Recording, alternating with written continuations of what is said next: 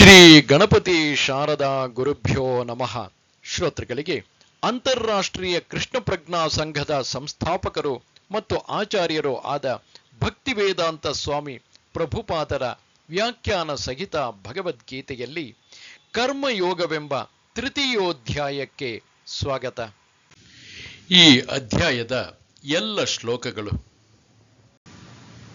ಅಥ ತೃತೀಯೋಧ್ಯಾಯಃ ಕರ್ಮಯೋಗಃ. ಅರ್ಜುನ ಉವಾಚ ಜಾಯಸಿ ಚೇತ್ ಕರ್ಮಣಸ್ತೆ ಮತಾ ಬುದ್ಧಿರ್ಜನಾರ್ದನ ತತ್ಕಿಂ ಕರ್ಮಣಿ ಘೋರೆ ಮಾಂ ನಿಯೋಜಯಸಿ ಕೇಶವ.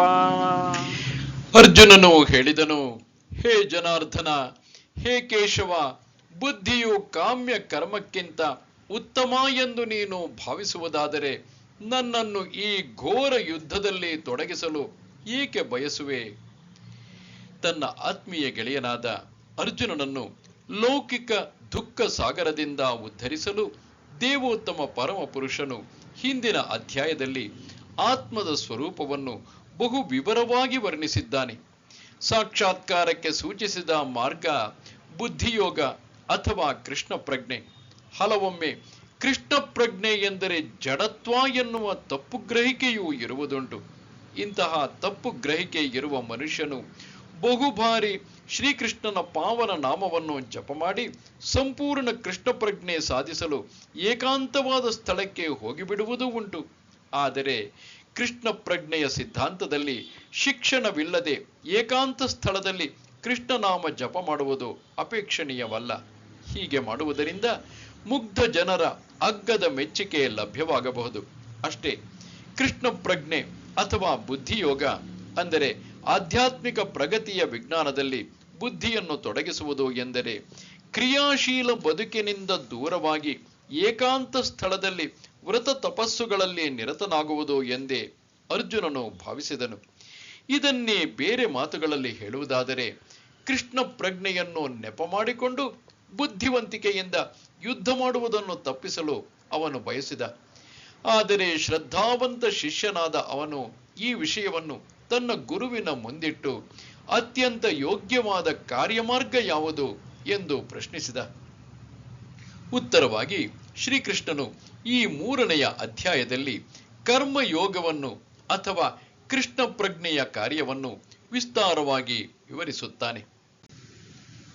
ವ್ಯಾಮಿಶ್ರೇಣೇವ ವಾಕ್ಯೇನ ಬುದ್ಧಿಂ ಮೋಹಯಸೇವ ಮೇ ತದೇಕಂ ವದ ನಿಶ್ಚಿತ್ಯ ಯೇನ ಶ್ರೇಯೋಹಮಾಪ್ನುಯಾಮ್.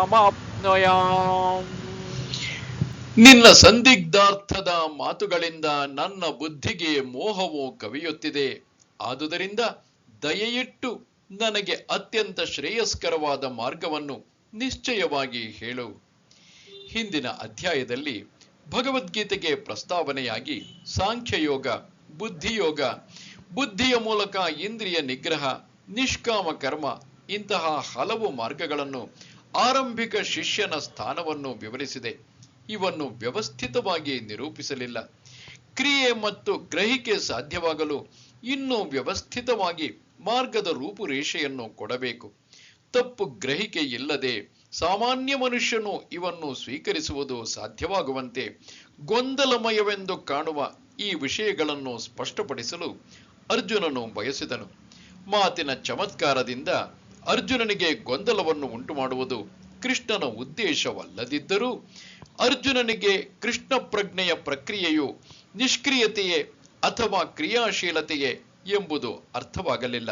ಎಂದರೆ ಭಗವದ್ಗೀತೆಯ ರಹಸ್ಯವನ್ನು ಅರ್ಥ ಮಾಡಿಕೊಳ್ಳ ಬಯಸುವ ಎಲ್ಲ ಗಂಭೀರ ಅಭ್ಯಾಸಿಗಳಿಗಾಗಿ ಅರ್ಜುನನು ತನ್ನ ಪ್ರಶ್ನೆಗಳ ಮೂಲಕ ಕೃಷ್ಣ ಪ್ರಜ್ಞೆಯ ಮಾರ್ಗವನ್ನು ಸ್ಪಷ್ಟಪಡಿಸುತ್ತಿದ್ದಾನೆ.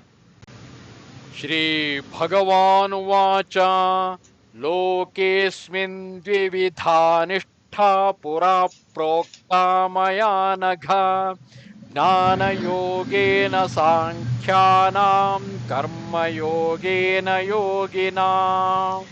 ದೇವೋತ್ತಮ ಪರಮ ಪುರುಷನು ಹೀಗೆ ಹೇಳಿದನು, ಪಾಪರಹಿತನಾದ ಅರ್ಜುನನೇ, ಆತ್ಮ ಸಾಕ್ಷಾತ್ಕಾರವನ್ನು ಪಡೆಯಲು ಎರಡು ಬಗೆಯ ಮನುಷ್ಯರು ಪ್ರಯತ್ನಿಸುತ್ತಾರೆ ಎಂದು ಆಗಲೇ ಹೇಳಿದ್ದೇನೆ. ಕೆಲವರು ಅದನ್ನು ಅನುಭವ ಗಮ್ಯವಾದ ತತ್ವಜ್ಞಾನದ ಊಹೆಯ ಮೂಲಕ ಸಾಧಿಸಲು ಯತ್ನಿಸುತ್ತಾರೆ. ಕೆಲವರು ಭಕ್ತಿ ಸೇವೆಯ ಮೂಲಕ ಸಾಧಿಸಲು ಯತ್ನಿಸುತ್ತಾರೆ. 2ನೇ ಅಧ್ಯಾಯದ 39ನೆಯ ಶ್ಲೋಕದಲ್ಲಿ ಭಗವಂತನು 2 ಮಾರ್ಗಗಳನ್ನು ವಿವರಿಸಿದನು. ಸಾಂಖ್ಯಯೋಗ ಮತ್ತು ಕರ್ಮಯೋಗ ಅಥವಾ ಬುದ್ಧಿಯೋಗ. ಈ ಶ್ಲೋಕದಲ್ಲಿ ಭಗವಂತನು ಅದನ್ನು ಇನ್ನೂ ವಿಸ್ತಾರವಾಗಿ ವಿವರಿಸುತ್ತಾನೆ. ಸಾಂಖ್ಯಯೋಗವು ಆತ್ಮ ಮತ್ತು ಜಡ ವಸ್ತು ಇವುಗಳ ಸ್ವರೂಪದ ವಿಶ್ಲೇಷಣಾತ್ಮಕ ಅಧ್ಯಯನ, ಪ್ರಯೋಗಗಳಿಂದ ಪಡೆದ ತಿಳುವಳಿಕೆಯ ಮೂಲಕ ಮತ್ತು ತತ್ವಶಾಸ್ತ್ರದ ಮೂಲಕ ವಿಷಯಗಳ ಬಗ್ಗೆ ಊಹಿಸಲು ಮತ್ತು ಅರ್ಥ ಮಾಡಿಕೊಳ್ಳಲು ಬಯಸುವವರಿಗೆ ಸಾಂಖ್ಯಯೋಗವು ವಸ್ತು. 2ನೇ ಅಧ್ಯಾಯದ 61ನೆಯ ಶ್ಲೋಕದಲ್ಲಿ ವಿವರಿಸಿರುವಂತೆ ಇನ್ನೊಂದು ವರ್ಗದ ಜನರು ಕೃಷ್ಣ ಪ್ರಜ್ಞೆಯಲ್ಲಿ ಕೆಲಸ ಮಾಡುತ್ತಾರೆ. 39ನೆಯ ಶ್ಲೋಕದಲ್ಲಿಯೂ ಭಗವಂತನು ಬುದ್ಧಿಯೋಗ ಅಥವಾ ಕೃಷ್ಣ ಪ್ರಜ್ಞೆಯ ತತ್ವಗಳಿಗೆ ಅನುಗುಣವಾಗಿ ಕಾರ್ಯ ಮಾಡುವುದರಿಂದಲೂ ಕರ್ಮ ಬಂಧನದಿಂದ ಮುಕ್ತವಾಗಬಹುದು ಎಂದು ವಿವರಿಸಿದ್ದಾನೆ. ಈ ಪ್ರಕ್ರಿಯೆಯಲ್ಲಿ ದೋಷವಿಲ್ಲ ಎಂದು ಹೇಳಿದ್ದಾನೆ. 61ನೆಯ ಶ್ಲೋಕದಲ್ಲಿ ಇದೇ ತತ್ವವನ್ನು ಇನ್ನೂ ಸ್ಪಷ್ಟವಾಗಿ ವಿವರಿಸಿದೆ. ಬುದ್ಧಿಯೋಗವು ಪರಮೋನ್ನತವಾದದ್ದನ್ನು ಇನ್ನೂ ನಿರ್ದಿಷ್ಟವಾಗಿ ಕೃಷ್ಣನನ್ನು ಸಂಪೂರ್ಣವಾಗಿ ಅವಲಂಬಿಸಬೇಕು ಮತ್ತು ಈ ರೀತಿಯಲ್ಲಿ ಎಲ್ಲ ಇಂದ್ರಿಯಗಳನ್ನು ಬಹು ಸುಲಭವಾಗಿ ನಿಗ್ರಹಿಸಬಹುದು. ಆದುದರಿಂದ ಈ 2 ಯೋಗಗಳು ಧರ್ಮ ಮತ್ತು ತತ್ವಜ್ಞಾನಗಳಂತೆ ಒಂದನ್ನೊಂದು ಅವಲಂಬಿಸಿವೆ. ತತ್ವಜ್ಞಾನವಿಲ್ಲದ ಧರ್ಮವು ಬರಿಯ ಭಾವ ಅಷ್ಟೇ, ಅದು ಒಮ್ಮೊಮ್ಮೆ ಧರ್ಮಾಂಧತೆಯೂ ಆಗುತ್ತದೆ. ಧರ್ಮವಿಲ್ಲದ ತತ್ವಜ್ಞಾನವು ಮಾನಸಿಕ ಊಹೆಯಷ್ಟೇ. ಕಡೆಯ ಗುರಿ ಕೃಷ್ಣನೇ, ಏಕೆಂದರೆ ಸಂಪೂರ್ಣವಾದ ಸತ್ಯವನ್ನು ಪ್ರಾಮಾಣಿಕವಾಗಿ ಅರಸುವ ತತ್ವಜ್ಞಾನಿಗಳು ಕಡೆಗೆ ಕೃಷ್ಣ ಪ್ರಜ್ಞೆಗೆ ಬರುತ್ತಾರೆ. ಇದನ್ನು ಭಗವದ್ಗೀತೆಯಲ್ಲಿ ಹೇಳಿದೆ. ಪರಮಾತ್ಮನಿಗೆ ಸಂಬಂಧಿಸಿದ ಹಾಗೆ ಆತ್ಮನ ನಿಜವಾದ ಸ್ಥಾನವನ್ನು ಅರ್ಥ ಮಾಡಿಕೊಳ್ಳುವುದೇ ಸಂಪೂರ್ಣ ಪ್ರಕ್ರಿಯೆ. ಪರೋಕ್ಷ ಪ್ರಕ್ರಿಯೆ ಎಂದರೆ ತತ್ವಶಾಸ್ತ್ರದ ಊಹೆ. ಇದರಿಂದ ಮನುಷ್ಯನು ಕ್ರಮೇಣ ಕೃಷ್ಣ ಪ್ರಜ್ಞೆಯನ್ನು ಮುಟ್ಟಬಹುದು. ಇನ್ನೊಂದು ಪ್ರಕ್ರಿಯೆಯು ಕೃಷ್ಣ ಪ್ರಜ್ಞೆಯಲ್ಲಿ ಪ್ರತಿಯೊಂದರೊಡನೆ ನೇರ ಸಂಪರ್ಕವನ್ನು ಕಲ್ಪಿಸುತ್ತದೆ. ಇವೆರಡರಲ್ಲಿ ಕೃಷ್ಣ ಪ್ರಜ್ಞೆಯ ಮಾರ್ಗ ಉತ್ತಮ, ಏಕೆಂದರೆ ತತ್ವಶಾಸ್ತ್ರದ ಪ್ರಕ್ರಿಯೆಯ ಮೂಲಕ ಇಂದ್ರಿಯಗಳನ್ನು ಪರಿಶುದ್ಧಗೊಳಿಸುವುದನ್ನು ಅದು ಅವಲಂಬಿಸಿಲ್ಲ. ಕೃಷ್ಣ ಪ್ರಜ್ಞೆಯೇ ಪರಿಶುದ್ಧಗೊಳಿಸುವ ಪ್ರಕ್ರಿಯೆ. ಭಕ್ತಿ ಸೇವೆಯ ನೇರ ವಿಧಾನದಿಂದಾಗಿ ಅದು ಏಕಕಾಲದಲ್ಲಿ ಸುಲಭವೂ ಭವ್ಯವೂ ಆಗಿದೆ. ನ ಕರ್ಮಾಣಾಮನಾರಂಭಾತ್ ನೈಷ್ಕರ್ಮ್ಯಂ ಪುರುಷೋಷ್ಣುತೆ ನ ಚ ಸನ್ಯಸನಾದೇವ ಸಿದ್ಧಿಂ ಸಮಧಿಗಚ್ಚತಿ. ಕಾರ್ಯ ಮಾಡದಿರುವುದರಿಂದಲೇ ಪ್ರತಿಕ್ರಿಯೆಯಿಂದ ಬಿಡುಗಡೆ ದೊರೆಯುವುದಿಲ್ಲ. ವೈರಾಗ್ಯ ಮಾತ್ರದಿಂದಲೇ ಪರಿಪೂರ್ಣತೆಯನ್ನು ಸಾಧಿಸಲು ಸಾಧ್ಯವಿಲ್ಲ. ಲೌಕಿಕ ಜನರ ಹೃದಯಗಳನ್ನು ಪರಿಶುದ್ಧಗೊಳಿಸಲು ವಿಧಿಸಿರುವ ಕರ್ತವ್ಯಗಳಿವೆ. ಇವನ್ನು ನಿರ್ವಹಿಸಿ ಪರಿಶುದ್ಧನಾದ ನಂತರ ಮನುಷ್ಯನು ಸನ್ಯಾಸವನ್ನು ಸ್ವೀಕರಿಸಬಹುದು. ಪರಿಶುದ್ಧವಾಗದೆ ಥಟ್ಟನೆ ಸನ್ಯಾಸವನ್ನು ಸ್ವೀಕರಿಸಿದ ಮನುಷ್ಯನಿಗೆ ಜಯವು ಲಭಿಸುವುದಿಲ್ಲ. ಅನುಭವಗಮ್ಯ ತತ್ವಶಾಸ್ತ್ರಜ್ಞರ ಅಭಿಪ್ರಾಯದಲ್ಲಿ ಸನ್ಯಾಸವನ್ನು ಸ್ವೀಕರಿಸಿದ ಮಾತ್ರದಿಂದಲೇ ಅಥವಾ ಫಲಾಪೇಕ್ಷಿತ ಕರ್ಮದಿಂದ ದೂರವಾದ ಮಾತ್ರಕ್ಕೆ ಮನುಷ್ಯನು ಕೂಡಲೇ ನಾರಾಯಣನಿಗೆ ಸಮನಾಗುವನು. ಆದರೆ ಶ್ರೀಕೃಷ್ಣನು ಈ ತತ್ವವನ್ನು ಒಪ್ಪುವುದಿಲ್ಲ. ಹೃದಯವು ಶುದ್ಧವಾಗದೆ ಸನ್ಯಾಸವು ಸಾಮಾಜಿಕ ವ್ಯವಸ್ಥೆಯ ಕ್ಷೋಭೆಯಷ್ಟೇ ಆಗುತ್ತದೆ. ಅದಕ್ಕೆ ಪ್ರತಿಯಾಗಿ ಮನುಷ್ಯನು ತನ್ನ ನಿಯತ ಕರ್ತವ್ಯಗಳನ್ನು ಮಾಡದೆಯೇ ಭಗವಂತನ ಅಲೌಕಿಕ ಸೇವೆಯಲ್ಲಿ ನಿರತನಾದರೆ ಈ ಗುರಿಯಲ್ಲಿ ಸಾಧಿಸುವುದೆಲ್ಲವನ್ನು ಭಗವಂತನು ಸ್ವೀಕರಿಸುತ್ತಾನೆ. ಅಂದರೆ ಅದು ಬುದ್ಧಿಯೋಗ. ಸ್ವಲ್ಪಂ ಅಪ್ಯಸ್ಯ ಧರ್ಮಸ್ಯ ತ್ರಾಯತೆ ಮಹತೋ ಭಯಾತ್. ಇಂತಹ ತತ್ವವನ್ನು ಸ್ವಲ್ಪ ಮಟ್ಟಿಗೆ ಆಚರಿಸಿದರೂ ಅಂತಹ ಮನುಷ್ಯನು ಮಹಾಕಷ್ಟಗಳನ್ನು ನಿವಾರಿಸಿಕೊಳ್ಳಬಲ್ಲ. ನಹಿ ಕಶ್ಚಿತ್ ಕ್ಷಣಮಪಿ ಜಾತು ತಿಷ್ಠತ್ಯ ಕರ್ಮಕೃತ ಕಾರ್ಯತೆ ಹ್ಯವಶಃ ಕರ್ಮ ಸರ್ವ ಪ್ರಕೃತಿಜೈರ್ಗುಣೈಃ. ಪ್ರಕೃತಿಯಿಂದ ಬಂದ ಗುಣಗಳಿಗೆ ಅನುಗುಣವಾಗಿ ಕರ್ಮವನ್ನು ಪ್ರತಿಯೊಬ್ಬನೂ ಮಾಡಲೇಬೇಕಾಗುತ್ತದೆ. ಆದುದರಿಂದ ಯಾರೂ ಒಂದು ಕ್ಷಣವಾದರೂ ಏನನ್ನು ಮಾಡದೇ ಇರಲು ಸಾಧ್ಯವಿಲ್ಲ. ಇದು ದೇಹಗತ ಜೀವನದ ಪ್ರಶ್ನೆಯಲ್ಲ. ಸದಾ ಕಾರ್ಯನಿರತನಾಗಿರುವುದೇ ಆತ್ಮನ ಸ್ವಭಾವ. ಆತ್ಮವು ದೇಹದಲ್ಲಿ ಇರದಿದ್ದರೆ ದೇಹವು ಚಲಿಸಲಾರದು. ಆತ್ಮವು ಸದಾ ಕಾರ್ಯನಿರತವಾಗಿರುತ್ತದೆ. ಒಂದು ಕ್ಷಣವೂ ಸುಮ್ಮನಿರಲಾರದು. ದೇಹವೇನಿದ್ದರೂ ಆತ್ಮವನ್ನು ಕೆಲಸದಲ್ಲಿ ತೊಡಗಿಸಬೇಕಾದ ನಿರ್ಜೀವ ವಾಹನ. ಈ ಕಾರಣದಿಂದ ಆತ್ಮವು ಕೃಷ್ಣ ಪ್ರಜ್ಞೆಯ ಪುಣ್ಯ ಕಾರ್ಯದಲ್ಲಿ ತೊಡಗಿರಬೇಕು. ಇಲ್ಲವಾದರೆ ಅದು ಮಾಯಾಶಕ್ತಿಯು ನಿರ್ದೇಶಿಸಿದ ಕೆಲಸಗಳಲ್ಲಿ ನಿರತವಾಗುತ್ತದೆ. ಐಹಿಕ ಶಕ್ತಿಯೊಡನೆ ಸಂಪರ್ಕವಿದ್ದಾಗ ಆತ್ಮವು ಐಹಿಕ ಗುಣಗಳನ್ನು ಪಡೆದುಕೊಳ್ಳುತ್ತದೆ. ಇಂತಹ ವ್ಯಾಮೋಹಗಳಿಂದ ಆತ್ಮವನ್ನು ಶುದ್ಧಿಗೊಳಿಸಲು ಶಾಸ್ತ್ರಗಳು ವಿಧಿಸಿದ ಕರ್ತವ್ಯಗಳಲ್ಲಿ ತೊಡಗುವುದು ಅಗತ್ಯ. ಆದರೆ ಆತ್ಮವು ಕೃಷ್ಣ ಪ್ರಜ್ಞೆಯ ತನ್ನ ಸಹಜ ಕ್ರಿಯೆಯಲ್ಲಿ ತೊಡಗಿದ್ದರೆ ಅದು ಮಾಡಿದುದೆಲ್ಲ ಅದಕ್ಕೆ ಒಳಿತಾದುದೇ ಆಗುತ್ತದೆ. ಶ್ರೀಮದ್ ಭಾಗವತವು ಇದನ್ನು ದೃಢವಾಗಿ ಹೇಳುತ್ತದೆ. ತ್ಯಕ್ತ್ವಾ ಸ್ವಧರ್ಮಂ ಚರಣಾಂಬುಜಂ ಹರೇರ್ ಭಜನ್ನ ಪಕ್ಕೋಥ ಪದೇಥತೋ ಯದಿ ಯತ್ರ ಕ್ವಾ ಭದ್ರ ಮಭೂದ ಪುಷ್ಯಕಿಂ ಯತ್ರ ಕ್ವಾ ಭದ್ರ ಮಭೂದ ಮುಷ್ಯಕಿಂ ಕೋವಾರ್ಥ ಆಪ್ತೋ ಭಜತಾಂ ಸ್ವಧರ್ಮತಃ. ಕೃಷ್ಣ ಪ್ರಜ್ಞೆಯನ್ನು ಅನುಸರಿಸುವವನು ಶಾಸ್ತ್ರಗಳು ವಿಧಿಸಿದ ಕರ್ತವ್ಯಗಳನ್ನು ಮಾಡದಿರಬಹುದು. ಭಕ್ತಿ ಸೇವೆಯನ್ನು ಸಮರ್ಪಕವಾಗಿ ಸಲ್ಲಿಸದೆ ಹೋಗಬಹುದು. ತಾನಿರಬೇಕಾದ ಮಟ್ಟದಿಂದ ಕೆಳಕ್ಕೆ ಬೀಳಬಹುದು. ಆದರೂ ಅವನಿಗೆ ನಷ್ಟವಾಗಲಿ ಕೇಡಾಗಲಿ ಇಲ್ಲ. ಆದರೆ ಶಾಸ್ತ್ರಗಳು ಪರಿಶುದ್ಧವಾಗುವುದಕ್ಕಾಗಿ ವಿಧಿಸಿದ ಎಲ್ಲ ಆಜ್ಞೆಗಳನ್ನು ಪರಿಪಾಲಿಸಿದರೂ ಆತನು ಕೃಷ್ಣ ಪ್ರಜ್ಞೆಯಲ್ಲಿ ಇಲ್ಲದಿದ್ದರೆ ಏನು ಪ್ರಯೋಜನ? ಆದುದರಿಂದ ಪರಿಶುದ್ಧವಾಗುವ ಪ್ರಕ್ರಿಯೆಯು ಕೃಷ್ಣ ಪ್ರಜ್ಞೆಯ ಹಂತವನ್ನು ಮುಟ್ಟಲು ಸಾಧ್ಯ. ಯಾವುದೇ ಪರಿಶುದ್ಧತೆಯ ಪ್ರಕ್ರಿಯೆ ಅಥವಾ ಸನ್ಯಾಸವು ಅಂತಿಮ ಗುರಿಯಾದ ಕೃಷ್ಣ ಪ್ರಜ್ಞೆಯನ್ನು ಮುಟ್ಟಲು ನೆರವಾಗುತ್ತದೆ. ಆದರೆ ಕೃಷ್ಣ ಪ್ರಜ್ಞೆ ಇಲ್ಲದೆ ಹೋದರೆ ಉಳಿದದ್ದೆಲ್ಲ ವಿಫಲ ಎಂದೇ ಭಾವಿಸಬೇಕು. ಕರ್ಮೇಂದ್ರಿಯಾಣಿ ಸಂಯಮ್ಯ ಯ ಆಸ್ತೆ ಮನಸಾ ಸ್ಮರನ್ ಇಂದ್ರಿಯಾರ್ಥಾನ್ ವಿಮೂಢಾತ್ಮ ಮಿಥ್ಯಾಚಾರಃ ಸ ಉಚ್ಯತೆ. ಕರ್ಮೇಂದ್ರಿಯಗಳನ್ನು ನಿಗ್ರಹಿಸಿ ಇಂದ್ರಿಯ ವಿಷಯಗಳಲ್ಲಿ ಮನಸ್ಸು ನೆಟ್ಟ ಮನುಷ್ಯನನ್ನು ವಿಮೂಢಾತ್ಮನೆಂದು ಮಿಥ್ಯಾಚಾರಿ ಎಂದು ಕರೆಯುವರು. ಅನೇಕ ಮಂದಿ ಮಿಥ್ಯಾಚಾರಿಗಳಿದ್ದಾರೆ. ಅವರು ಕೃಷ್ಣ ಪ್ರಜ್ಞೆಯಲ್ಲಿ ಕೆಲಸ ಮಾಡಲು ನಿರಾಕರಿಸುತ್ತಾರೆ.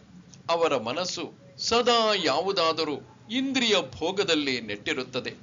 ಆದರೂ ಅವರು ಧ್ಯಾನ ಮಾಡುವಂತೆ ನಟಿಸುತ್ತಾರೆ.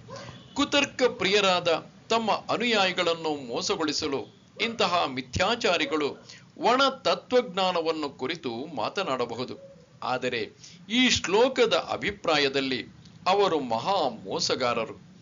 ಇಂದ್ರಿಯ ಸಂತೋಷಕ್ಕಾಗಿ ಮನುಷ್ಯನು ಸಾಮಾಜಿಕ ವ್ಯವಸ್ಥೆಯಲ್ಲಿ ಯಾವುದೇ ಸ್ಥಾನದಿಂದಲಾದರೂ ಉದ್ಯುಕ್ತನಾಗಬಹುದು. ಆದರೆ ಒಬ್ಬ ಮನುಷ್ಯನು ತನ್ನ ವಿಶಿಷ್ಟ ಸ್ಥಾನಮಾನದ ವಿಧಿ ನಿಯಮಗಳನ್ನು ಅನುಸರಿಸಿದರೆ ತನ್ನ ಅಸ್ತಿತ್ವವನ್ನು ಪರಿಶುದ್ಧ ಮಾಡಿಕೊಳ್ಳುವುದರಲ್ಲಿ ಕ್ರಮೇಣ ಪ್ರಗತಿಯನ್ನು ಸಾಧಿಸಬಹುದು. ಆದರೆ ಇಂದ್ರಿಯ ತೃಪ್ತಿಗಾಗಿ ಸಾಧನಗಳನ್ನು ಅರಸುತ್ತಾ ಯೋಗಿಯಂತೆ ತೋರಿಸಿಕೊಳ್ಳುವವನು ಆಗಾಗ ತತ್ವಶಾಸ್ತ್ರವನ್ನು ಕುರಿತು ಮಾತನಾಡಬಹುದು. ಆದರೂ ಆತನನ್ನು ಅತ್ಯಂತ ಕುಟಿಲ ಮನುಷ್ಯನೆಂದೇ ಕರೆಯಬೇಕಾಗುತ್ತದೆ. ಇಂತಹ ಪಾಪಿಯ ವಿದ್ಯೆಯ ಫಲವನ್ನು ಭಗವಂತನ ಮಾಯಾಶಕ್ತಿಯು ವಶ ಮಾಡಿಕೊಳ್ಳುತ್ತದೆ. ಆದುದರಿಂದ ಇವನ ವಿದ್ಯೆಗೆ ಯಾವ ಬೆಲೆಯೂ ಇಲ್ಲ. ಇಂತಹ ಮಿಥ್ಯಾಚಾರಿಯ ಮನಸ್ಸು ಯಾವಾಗಲೂ ಮಲಿನವಾಗಿರುತ್ತದೆ. ಆದುದರಿಂದ ಅವನ ಯೋಗ ಧ್ಯಾನದ ಪ್ರದರ್ಶನಕ್ಕೆ ಯಾವ ಬೆಲೆಯೂ ಇಲ್ಲ. ಯಸ್ತ್ವಿಂದ್ರಿಯಾಣಿ ಮನಸಾ ನಿಯಮ್ಯಾರಭತೇರ್ಜುನ ಕರ್ಮೇಂದ್ರಿಯೈಃ ಕರ್ಮಯೋಗಂ ಅಸಕ್ತಃ ತಸ್ಸ ವಿಶಿಷ್ಯತೆ. ಇದಕ್ಕೆ ಪ್ರತಿಯಾಗಿ ಪ್ರಾಮಾಣಿಕನಾದ ಮನುಷ್ಯನು ಕ್ರಿಯಾಶಾಲಿಗಳಾದ ಇಂದ್ರಿಯಗಳನ್ನು ಮನಸ್ಸಿನಿಂದ ನಿಗ್ರಹಿಸಲು ಪ್ರಯತ್ನಿಸಿ ಕೃಷ್ಣ ಪ್ರಜ್ಞೆಯಲ್ಲಿ ಕರ್ಮಯೋಗವನ್ನು ಅನಾಸಕ್ತನಾಗಿ ಪ್ರಾರಂಭಿಸಿದರೆ ಅವನು ಎಷ್ಟೋ ಉತ್ತಮನು. ಸ್ವೇಚ್ಛಾ ಜೀವನ ಮತ್ತು ಇಂದ್ರಿಯ ಭೋಗಕ್ಕಾಗಿ ಹುಸಿ ಆಧ್ಯಾತ್ಮಿಕವಾದಿಯಾಗುವುದಕ್ಕಿಂತ ತನ್ನ ವ್ಯವಹಾರಗಳಲ್ಲಿಯೇ ಉಳಿದು ಬದುಕಿನ ಉದ್ದೇಶವನ್ನು ಕಾರ್ಯಗತ ಮಾಡುವುದು ಉತ್ತಮ. ಐಹಿಕ ಬಂಧನದಿಂದ ಬಿಡುಗಡೆ ಹೊಂದಿ ಭಗವಂತನ ರಾಜ್ಯವನ್ನು ಸೇರುವುದೇ ಬದುಕಿನ ಉದ್ದೇಶ. ಮುಖ್ಯ ಸ್ವಾರ್ಥಗತಿ ಅಥವಾ ಸ್ವಹಿತದ ಗುರಿ ವಿಷ್ಣುವನ್ನು ಸೇರುವುದು. ಇಡೀ ವರ್ಣಾಶ್ರಮ ವ್ಯವಸ್ಥೆಯನ್ನು ನಾವು ಈ ಗುರಿಯನ್ನು ಮುಟ್ಟಲು ಸಾಧ್ಯವಾಗುವಂತೆ ರೂಪಿಸಲಾಗಿದೆ.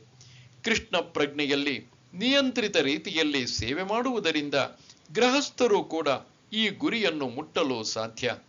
ಆತ್ಮಸಾಕ್ಷಾತ್ಕಾರಕ್ಕಾಗಿ ಮನುಷ್ಯನು ಶಾಸ್ತ್ರಗಳಲ್ಲಿ ವಿಧಿಸಿರುವಂತೆ ನಿಯಮಬದ್ಧ ಜೀವನವನ್ನು ನಡೆಸಬಹುದು. ಅನಾಸಕ್ತಿಯಿಂದ ತನ್ನ ವ್ಯವಹಾರಗಳನ್ನು ನಿರ್ವಹಿಸಬಹುದು. ಈ ರೀತಿಯಲ್ಲಿ ಪ್ರಗತಿಯನ್ನು ಸಾಧಿಸಬಹುದು. ಈ ವಿಧಾನವನ್ನು ಅನುಸರಿಸುವ ಪ್ರಾಮಾಣಿಕ ಮನುಷ್ಯನು ಮುಗ್ಧ ಸಾರ್ವಜನಿಕರನ್ನು ವಂಚಿಸಲು ಆಧ್ಯಾತ್ಮಿಕತೆಯ ಹೊರ ಪ್ರದರ್ಶನವನ್ನು ಬಳಸುವವನಿಗಿಂತ ಬಹುಪಾಲು ಉತ್ತಮವಾದ ಸ್ಥಿತಿಯಲ್ಲಿ ಇರುತ್ತಾನೆ. ಹೊಟ್ಟೆ ಹೊರೆಯುವುದಕ್ಕಾಗಿಯೇ ಧ್ಯಾನದ ಸೋಗು ಹಾಕುವವನಿಗಿಂತ ಪ್ರಾಮಾಣಿಕನಾದಂತಹ ಜಾಡಮಾಲಿಯು ಎಷ್ಟೋ ಉತ್ತಮ.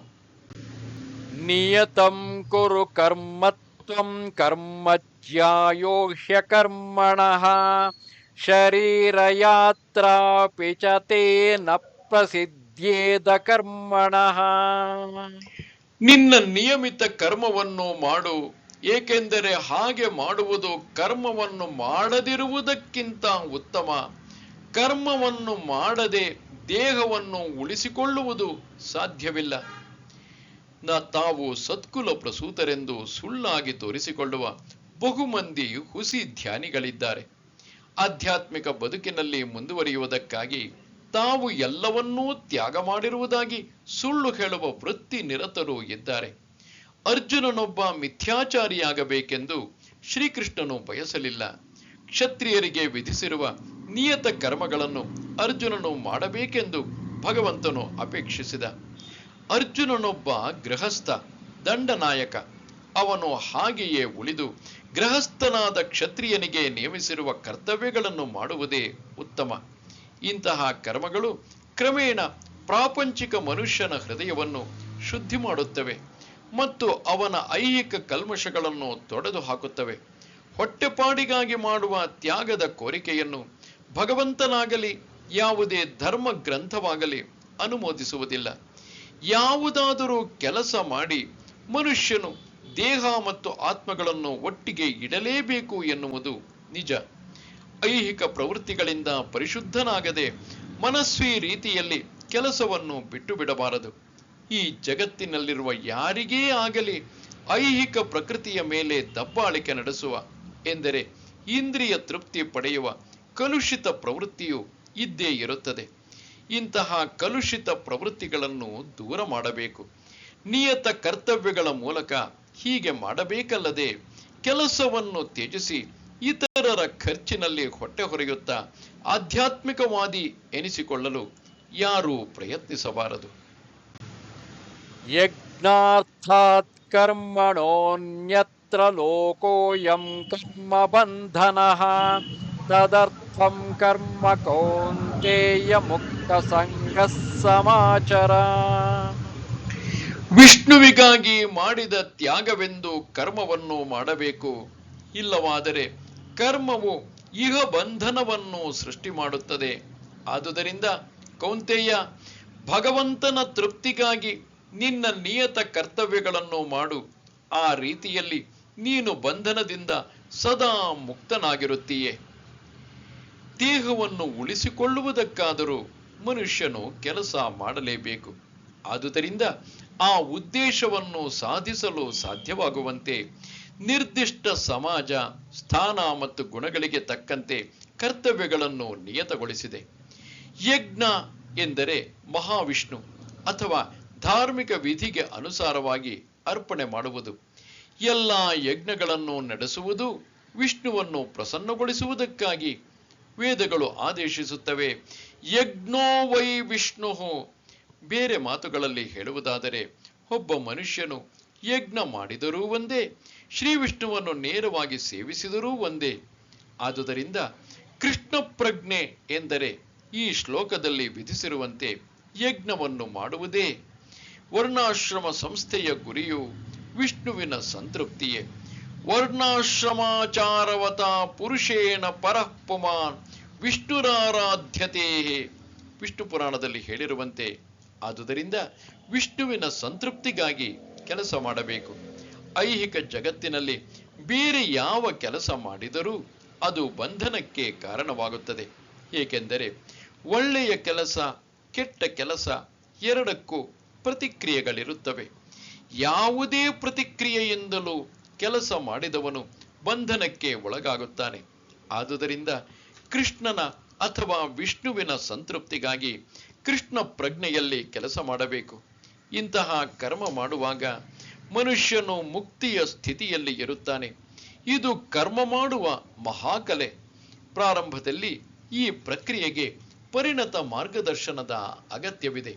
ಆದುದರಿಂದ ಶ್ರೀಕೃಷ್ಣನ ಭಕ್ತರೊಬ್ಬರ ಮಾರ್ಗದರ್ಶನದಲ್ಲಿ ಅಥವಾ ಯಾರೊಡನೆ ಕೆಲಸ ಮಾಡುವ ಭಾಗ್ಯ ಅರ್ಜುನನದಾಯಿತೋ ಅಂತಹ ಶ್ರೀಕೃಷ್ಣನ ನೇರ ಮಾರ್ಗದರ್ಶನದಲ್ಲಿ ಶ್ರದ್ಧೆಯಿಂದ ಕೆಲಸ ಮಾಡಬೇಕು. ಇಂದ್ರಿಯ ತೃಪ್ತಿಗಾಗಿ ಏನನ್ನೂ ಮಾಡಬಾರದು. ಎಲ್ಲವನ್ನೂ ಶ್ರೀಕೃಷ್ಣನ ತೃಪ್ತಿಗಾಗಿಯೇ ಮಾಡಬೇಕು. ಇದನ್ನು ಕಲಿತ ಮನುಷ್ಯನು ಕರ್ಮ ಫಲದಿಂದ ಮುಕ್ತನಾಗುತ್ತಾನೆ. ಇದು ಮನುಷ್ಯನನ್ನು ಕ್ರಮೇಣ ಭಗವಂತನ ದಿವ್ಯ ಪ್ರೀತಿಯುತ ಸೇವೆಗೆ ಎತ್ತುತ್ತದೆ. ಇಂತಹ ಭಕ್ತಿ ಸೇವೆಯೊಂದೇ ಮನುಷ್ಯನನ್ನು ಭಗವದ್ಧಾಮಕ್ಕೆ ಏರಿಸಬಲ್ಲದು. ಸಹ ಯಜ್ಞಾಃ ಪ್ರಜಾ ಸೃಷ್ಟ್ವಾ ಪುರೋವಾಚ ಪ್ರಜಾಪತಿಃ ಅನೇನ ಪ್ರಸವಿಷ್ಯಧ್ವಂ ಯೇಷವೋಸ್ತ್ವಿಷ್ಟಕಾಮಧುಕ್.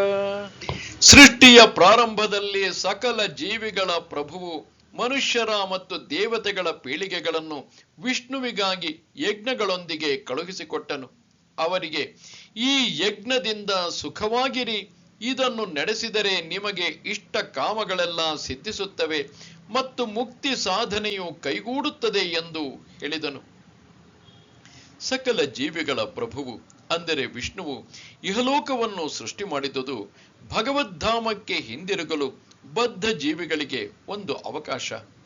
ಐಹಿಕ ಸೃಷ್ಟಿಯಲ್ಲಿನ ಎಲ್ಲ ಜೀವಿಗಳು ಪ್ರಕೃತಿಯಿಂದ ಬದ್ಧರು. ಏಕೆಂದರೆ ಅವರು ದೇವೋತ್ತಮ ಪರಮಪುರುಷನಾದ ಕೃಷ್ಣ ಅಥವಾ ವಿಷ್ಣುವಿನೊಡನೆ ತಮ್ಮ ಸಂಬಂಧವನ್ನು ಮರೆತು ಬಿಡುತ್ತಾರೆ. ವೇದ ತತ್ವಗಳು ಈ ಸನಾತನ ಬಾಂಧವ್ಯವನ್ನು ಅರಿತುಕೊಳ್ಳಲು ಸಹಾಯ ಮಾಡುತ್ತವೆ. ಭಗವದ್ಗೀತೆಯಲ್ಲಿ ವೇದೈಶ್ಚ ಸರ್ವೈರಹಮೇವ ವೇದ್ಯಃ ಎಂದು ಹೇಳಿದೆ. ಆತನನ್ನು ಅರಿಯುವುದೇ ವೇದಗಳ ಗುರಿ ಎಂದು ಭಗವಂತನು ಹೇಳುತ್ತಾನೆ. ವೇದದ ಸ್ತುತಿಗಳಲ್ಲಿ ಪತಿಂ ವಿಶ್ವಸ್ಯಾತ್ಮೇಶ್ವರಂ ಎಂದು ಹೇಳಿದೆ. ಆದುದರಿಂದ ಸಕಲ ಜೀವಿಗಳ ಪ್ರಭುವು ದೇವೋತ್ತಮ ಪರಮಪುರುಷನಾದ ವಿಷ್ಣು. ಶ್ರೀಮದ್ ಭಾಗವತದಲ್ಲಿ ಸಹ ಶ್ರೀ ಶುಕಮುನಿಗಳು ಹಲವು ರೀತಿಗಳಲ್ಲಿ ಭಗವಂತನನ್ನು ಪತಿ ಎಂದು ವರ್ಣಿಸಿದ್ದಾರೆ. ಶ್ರಿಯಃ ಪತಿರ್ ಯಜ್ಞಪತಿ ಪ್ರಜಾಪತಿರ್ ಧಿಯಾಂ ಪತಿರ್ ಲೋಕಪತಿರ್ ಧರಾಪತಿ ಪತಿರ್ಗತಿಶ್ಚಾಂಧಕ ಅಂಧಕ ವೃಷ್ಣಿ ಸಾತ್ವತಾಂ ಪ್ರಸೀದತಾಂ ಮೇ ಭಗವಾನ್ ಸತಾಂ ಪತಿ. ಪ್ರಜಾಪತಿಯು ಶ್ರೀ ವಿಷ್ಣು. ಅವನು ಎಲ್ಲ ಜೀವಿಗಳ, ಎಲ್ಲ ಲೋಕಗಳ, ಎಲ್ಲ ಚೆಲುವುಗಳ ಪತಿ, ಎಲ್ಲರ ರಕ್ಷಕ. ಭಗವಂತನು ಈ ಐಹಿಕ ಜಗತ್ತನ್ನು ಒಂದು ಉದ್ದೇಶದಿಂದ ಸೃಷ್ಟಿಸಿದ. ಬದ್ಧ ಜೀವಿಗಳು ವಿಷ್ಣುವಿನ ಸಂತೃಪ್ತಿಗಾಗಿ ಯಜ್ಞಗಳನ್ನು ಮಾಡುವುದು ಹೇಗೆ ಎನ್ನುವುದನ್ನು ಕಲಿಯಬೇಕು. ಇದರಿಂದ ಅವರು ಐಹಿಕ ಜಗತ್ತಿನಲ್ಲಿ ಇರುವಾಗ ನಿರಾತಂಕವಾಗಿ ನೆಮ್ಮದಿಯಾಗಿ ಬಾಳಿ ಅನಂತರ ಈ ಐಹಿಕ ಶರೀರದ ವಾಸವನ್ನು ಮುಗಿಸಿ ದೇವರ ರಾಜ್ಯವನ್ನು ಸೇರಬೇಕು ಎನ್ನುವುದು ಈ ಉದ್ದೇಶ. ಬದ್ಧ ಆತ್ಮಕ್ಕೆ ಇದು ಸಮಗ್ರ ಕಾರ್ಯಕ್ರಮ. ಯಜ್ಞವನ್ನು ಮಾಡುವುದರಿಂದ ಬದ್ಧ ಆತ್ಮವು ಕ್ರಮೇಣ ಕೃಷ್ಣ ಪ್ರಜ್ಞೆಯನ್ನು ಪಡೆಯುತ್ತದೆ. ಎಲ್ಲ ರೀತಿಗಳಲ್ಲಿ ದೈವ ಶ್ರದ್ಧೆಯನ್ನು ಪಡೆಯುತ್ತದೆ. ವೇದಶಾಸ್ತ್ರಗಳು ಕಲಿಯುಗದಲ್ಲಿ ಸಂಕೀರ್ತನ ಯಜ್ಞವನ್ನು ನಡೆಸಬೇಕೆಂದು ಹೇಳುತ್ತವೆ. ಈ ಯುಗದ ಎಲ್ಲ ಮನುಷ್ಯರ ಉದ್ಧಾರಕ್ಕಾಗಿ ಈ ಆಧ್ಯಾತ್ಮಿಕ ವ್ಯವಸ್ಥೆಯನ್ನು ಚೈತನ್ಯ ಮಹಾಪ್ರಭುಗಳು ಪ್ರಾರಂಭಿಸಿದರು. ಸಂಕೀರ್ತನ ಯಜ್ಞ ಮತ್ತು ಕೃಷ್ಣ ಪ್ರಜ್ಞೆಗಳು ಸೊಗಸಾಗಿ ಹೊಂದಿಕೊಳ್ಳುತ್ತವೆ. ಚೈತನ್ಯ ಮಹಾಪ್ರಭುಗಳಾಗಿ ಶ್ರೀಕೃಷ್ಣನ ಭಕ್ತಿ ರೂಪವನ್ನು ಶ್ರೀಮದ್ ಭಾಗವತದಲ್ಲಿ ವಿಶೇಷವಾಗಿ ಸಂಕೀರ್ತನ ಯಜ್ಞಕ್ಕೆ ಸಂಬಂಧಿಸಿದಂತೆ ಹೀಗೆ ನಿರೂಪಿಸಿದೆ. ಕೃಷ್ಣವರ್ಣಂ ತ್ವಿಷಾ ಕೃಷ್ಣಂ ಸಾಂಗೋಪಾಂಗಾಸ್ತ್ರ ಪಾರ್ಷದಂ ಯಜ್ಞೈ ಸಂಕೀರ್ತನ ಪ್ರಾಯೈರ್ಯಜಂತಿ ಸುಮೇಧಸಃ. ಈ ಕಲಿಯುಗದಲ್ಲಿ ಸಾಕಷ್ಟು ಬುದ್ಧಿಯುಳ್ಳವರು ತನ್ನ ಸಂಗಾತಿಗಳೊಡನೆ ಕೂಡಿರುವ ಭಗವಂತನನ್ನು ಸಂಕೀರ್ತನ ಯಜ್ಞವನ್ನು ಮಾಡಿ ಪೂಜಿಸುತ್ತಾರೆ. ವೈದಿಕ ಸಾಹಿತ್ಯದಲ್ಲಿ ಹೆಸರಿಸಿರುವ ಇತರ ಯಜ್ಞಗಳನ್ನು ಕಲಿಯುಗದಲ್ಲಿ ಮಾಡುವುದು ಸುಲಭವಲ್ಲ. ಆದರೆ ಭಗವದ್ಗೀತೆಯಲ್ಲಿಯೂ ಹೇಳಿರುವಂತೆ, ಮುಂದಿನ 9ನೇ ಅಧ್ಯಾಯದ 14ನೇ ಶ್ಲೋಕದಲ್ಲಿ ಹೇಳಿರುವಂತೆ, ಸಂಕೀರ್ತನ ಯಜ್ಞವು ಎಲ್ಲ ಉದ್ದೇಶ ಸಾಧನೆಗಳಿಗೂ ಸುಲಭವೂ ಹೌದು, ಭವ್ಯವೂ ಹೌದು. ದೇವಾನ್ ಭಾವಯತಾನೇನ ತೇ ದೇವಾ ಭಾವಯಂತು ವಃ ಪರಸ್ಪರಂ ಭಾವಯಂತ ಶ್ರೇಯಃ ಪರಮವಾಪ್ಸ್ಯಥ. ಈ ಯಜ್ಞಗಳಿಂದ ಸಂತುಷ್ಟರಾದ ದೇವತೆಗಳು ನಿಮ್ಮನ್ನು ಸಂತೋಷಪಡಿಸುತ್ತಾರೆ. ಹೀಗೆ ಮನುಷ್ಯರ ಮತ್ತು ದೇವತೆಗಳ ಪರಸ್ಪರ ಸಹಕಾರದಿಂದ ಎಲ್ಲರಿಗೂ ಸಮೃದ್ಧಿ ಉಂಟಾಗುತ್ತದೆ. ದೇವತೆಗಳು ಐಹಿಕ ವ್ಯವಹಾರಗಳ ಆಡಳಿತವನ್ನು ನಿರ್ವಹಿಸಲು ಅಧಿಕಾರವನ್ನು ಪಡೆದವರು. ಪ್ರತಿಯೊಬ್ಬ ಜೀವಿಯ ದೇಹ ಮತ್ತು ಆತ್ಮಗಳ ಪೋಷಣೆಗಾಗಿ ವಾಯು, ಬೆಳಕು, ನೀರು ಮತ್ತಿತರ ಎಲ್ಲ ವರಗಳನ್ನು ಒದಗಿಸುವ ಹೊಣೆಯನ್ನು ದೇವತೆಗಳಿಗೆ ವಹಿಸಿದೆ. ಅವರು ದೇವೋತ್ತಮ ಪರಮ ಪುರುಷನ ಶರೀರದ ವಿವಿಧ ಭಾಗಗಳಲ್ಲಿ ಅಸಂಖ್ಯ ಸಹಾಯಕರಾಗಿದ್ದಾರೆ. ಅವರ ಸಂತೋಷ ಮತ್ತು ಅಸಂತೋಷಗಳು ಮನುಷ್ಯನು ಯಜ್ಞವನ್ನು ನಡೆಸುವುದನ್ನೇ ಅವಲಂಬಿಸಿದೆ. ಕೆಲವು ಯಜ್ಞಗಳ ಉದ್ದೇಶ ನಿರ್ದಿಷ್ಟ ದೇವತೆಗಳನ್ನು ಪ್ರಸನ್ನಗೊಳಿಸುವುದು. ಆದರೆ ಎಲ್ಲ ಯಜ್ಞಗಳಲ್ಲಿ ಮುಖ್ಯ ಭೋಕ್ತಾರ ಎಂದು ಶ್ರೀ ವಿಷ್ಣುವನ್ನು ಪೂಜಿಸಲಾಗುತ್ತದೆ. ಭಗವದ್ಗೀತೆಯಲ್ಲಿ ಎಲ್ಲ ಬಗೆಗಳ ಯಜ್ಞಗಳ ಮುಖ್ಯ ಭೋಕ್ತಾರನು ಶ್ರೀಕೃಷ್ಣ ಎಂದು ಹೇಳಿದೆ. ಭೋಕ್ತಾರಂ ಯಜ್ಞ ತಪಸಾಂ. ಆದುದರಿಂದ ಯಜ್ಞಪತಿಯ ಕಟ್ಟ ಕಡೆಯ ಸಂತೃಪ್ತಿಯೇ ಎಲ್ಲ ಯಜ್ಞಗಳ ಮುಖ್ಯ ಗುರಿ. ಈ ಯಜ್ಞಗಳನ್ನು ಪರಿಪೂರ್ಣ ರೀತಿಯಲ್ಲಿ ನಡೆಸಿದಾಗ ಸಹಜವಾಗಿ ಬೇರೆ ಬೇರೆ ವಿಭಾಗಗಳನ್ನು ವಹಿಸಿಕೊಂಡಿರುವ ದೇವತೆಗಳು ಸಂತುಷ್ಟರಾಗುತ್ತಾರೆ ಮತ್ತು ನೈಸರ್ಗಿಕ ಉತ್ಪನ್ನಗಳನ್ನು ಒದಗಿಸುವುದರಲ್ಲಿ ಅಭಾವಕ್ಕೆ ಎಡೆ ಇರುವುದಿಲ್ಲ. ಯಜ್ಞಗಳನ್ನು ನಡೆಸುವುದರಿಂದ ಹಲವು ಉಪಪ್ರಯೋಜನಗಳುಂಟು. ಅದು ಕಡೆಗೆ ಭವಬಂಧನದಿಂದ ಮುಕ್ತಿಗೆ ಕರೆದೊಯ್ಯುತ್ತದೆ. ಯಜ್ಞಗಳನ್ನು ನಡೆಸುವುದರಿಂದ ಎಲ್ಲ ಕರ್ಮಗಳು ಪರಿಶುದ್ಧವಾಗುತ್ತವೆ. ವೇದಗಳಲ್ಲಿ ಹೇಳಿರುವಂತೆ ಆಹಾರ ಶುದ್ಧೌ ಸತ್ವಶುದ್ಧಿ, ಸತ್ವಶುದ್ಧೌ ಧ್ರುವ ಸ್ಮೃತಿ, ಸ್ಮೃತಿಲಂಬೆ ಸರ್ವಗ್ರಂಥೀನಾಂ ವಿಪ್ರಮೋಕ್ಷ. ಯಜ್ಞಾಚರಣೆಯಿಂದ ಮನುಷ್ಯನ ಆಹಾರವು ಪವಿತ್ರವಾಗುತ್ತದೆ. ಪವಿತ್ರವಾದ ಆಹಾರವನ್ನು ಸೇವಿಸಿದ ಮನುಷ್ಯನ ಬದುಕೇ ಪವಿತ್ರವಾಗುತ್ತದೆ. ಬದುಕು ಪವಿತ್ರವಾದಾಗ ಸ್ಮೃತಿಯು ಪವಿತ್ರವಾಗುತ್ತದೆ. ಸ್ಮೃತಿಯು ಪವಿತ್ರವಾದಾಗ ಮನುಷ್ಯನು ಮೋಕ್ಷ ಮಾರ್ಗವನ್ನು ಕುರಿತು ಚಿಂತಿಸಬಹುದು. ಇವೆಲ್ಲವೂ ಸೇರಿ ಕೃಷ್ಣ ಪ್ರಜ್ಞೆಗೆ ಒಯ್ಯುತ್ತವೆ. ಇಂದಿನ ಸಮಾಜಕ್ಕೆ ಅತ್ಯಗತ್ಯವಾದದ್ದು ಈ ಕೃಷ್ಣ ಪ್ರಜ್ಞೆ. ಇಷ್ಟಾನ್ ಭೋಗಾನ್ ಹಿ ವೋ ದೇವಾಃ ದಾಸ್ಯಂತೆ ಯಜ್ಞ ಭಾವಿತಾಃ ತೈರ್ದತ್ತಾನ ಪ್ರದಾಯೈಭ್ಯಃ ಯೋ ಭುಂಕ್ತೇಸ್ತೇನ ಏವ ಸಹ. ಬದುಕಿನ ವಿವಿಧ ಅಗತ್ಯಗಳ ಪೂರೈಕೆಯ ಹೊಣೆ ಹೊತ್ತಿರುವ ದೇವತೆಗಳು ಯಜ್ಞದ ಆಚರಣೆಯಿಂದ ಸುಪ್ರೀತರಾಗಿ ನಿಮ್ಮ ಎಲ್ಲ ಅಗತ್ಯಗಳನ್ನು ಪೂರೈಸುವರು. ಆದರೆ ಈ ವರಗಳನ್ನು ದೇವತೆಗಳಿಗೆ ಅರ್ಪಿಸದೆ ಅನುಭವಿಸುವವನು ನಿಜವಾಗಿಯೂ ಕಳ್ಳನೆ. ದೇವತೆಗಳು ದೇವೋತ್ತಮ ಪರಮ ಪುರುಷನ ಪರವಾಗಿ ಕೆಲಸ ಮಾಡಲು ಅಧಿಕಾರ ಪಡೆದ ಅಭಿಕರ್ತರು. ಆದುದರಿಂದ ಯಜ್ಞಗಳ ಆಚರಣೆಯ ಮೂಲಕ ಅವರನ್ನು ತೃಪ್ತಿಗೊಳಿಸಬೇಕು. ವೇದಗಳಲ್ಲಿ ಬೇರೆ ಬೇರೆ ದೇವತೆಗಳ ತೃಪ್ತಿಗಾಗಿ ಮಾಡಬೇಕಾದ ಹಲವಾರು ಯಜ್ಞಗಳನ್ನು ವಿಧಿಸಿದೆ. ಆದರೆ ಎಲ್ಲ ಯಜ್ಞಗಳನ್ನು ಕಟ್ಟ ಕಡೆಗೆ ಅರ್ಪಿಸುವುದು ದೇವೋತ್ತಮ ಪರಮ ಪುರುಷನಿಗೆ. ದೇವೋತ್ತಮ ಪರಮ ಪುರುಷನನ್ನು ಅರಿಯಲಾರದವರು ದೇವತೆಗಳಿಗೆ ಯಜ್ಞಗಳನ್ನು ಮಾಡಬೇಕೆಂದು ಹೇಳಿದೆ. ಸಂಬಂಧಿಸಿದ ವ್ಯಕ್ತಿಗಳ ಐಹಿಕ ಗುಣಗಳಿಗೆ ಅನುಸಾರವಾಗಿ ವೇದಗಳಲ್ಲಿ ಬೇರೆ ಬೇರೆ ಬಗೆಗಳ ಯಜ್ಞಗಳನ್ನು ಮಾಡಬೇಕೆಂದು ಹೇಳಿದೆ. ಬೇರೆ ಬೇರೆ ದೇವತೆಗಳ ಪೂಜೆಗೂ ಇದೇ ಆಧಾರ. ಬೇರೆ ಬೇರೆ ಗುಣಗಳು, ಉದಾಹರಣೆಗೆ ಮಾಂಸಾಹಾರಿಗಳು ಕಾಳಿ ದೇವತೆಯನ್ನು ಪೂಜಿಸಬೇಕೆಂದು ಹೇಳಿದೆ. ಕಾಳಿ ದೇವತೆಯು ಐಹಿಕ ಪ್ರಕೃತಿಯ ಭಯಂಕರ ರೂಪ. ಈ ದೇವಿಗೆ ಪ್ರಾಣಿ ಬಲಿಯನ್ನು ಅರ್ಪಿಸಬೇಕೆಂದೂ ಹೇಳಿದೆ. ಆದರೆ ಸಾತ್ವಿಕ ಗುಣವುಳ್ಳವರು ವಿಷ್ಣುವಿನ ಆಧ್ಯಾತ್ಮಿಕ ಆರಾಧನೆಯನ್ನು ಮಾಡಲು ಹೇಳಿದೆ. ಆದರೆ ಅಂತಿಮವಾಗಿ ಎಲ್ಲ ಯಜ್ಞಗಳ ಗುರಿಯು ಆಧ್ಯಾತ್ಮಿಕ ನೆಲೆಗೆ ಕ್ರಮೇಣ ಮೇಲೇರುವುದು. ಸಾಮಾನ್ಯ ಮನುಷ್ಯರು ಕಡೆಯ ಪಕ್ಷ ಪಂಚಮಹಾಯಜ್ಞಗಳೆಂಬ ಹೆಸರಿನ ಯಜ್ಞಗಳನ್ನಾದರೂ ನಡೆಸಬೇಕು. ಮಾನವ ಸಮಾಜದ ಎಲ್ಲ ಅಗತ್ಯಗಳನ್ನು ಭಗವಂತನ ಪರ ಕಾರ್ಯಪ್ರವೃತ್ತರಾದ ದೇವತೆಗಳು ಪೂರೈಸುತ್ತಾರೆ ಎನ್ನುವುದನ್ನು ತಿಳಿದುಕೊಳ್ಳಬೇಕು. ಯಾರೂ ಏನನ್ನು ಉತ್ಪಾದಿಸುವುದು ಸಾಧ್ಯವಿಲ್ಲ. ಉದಾಹರಣೆಗೆ ಮನುಷ್ಯ ಸಮುದಾಯದ ಆಹಾರ ಪದಾರ್ಥಗಳನ್ನು ತೆಗೆದುಕೊಳ್ಳಿ.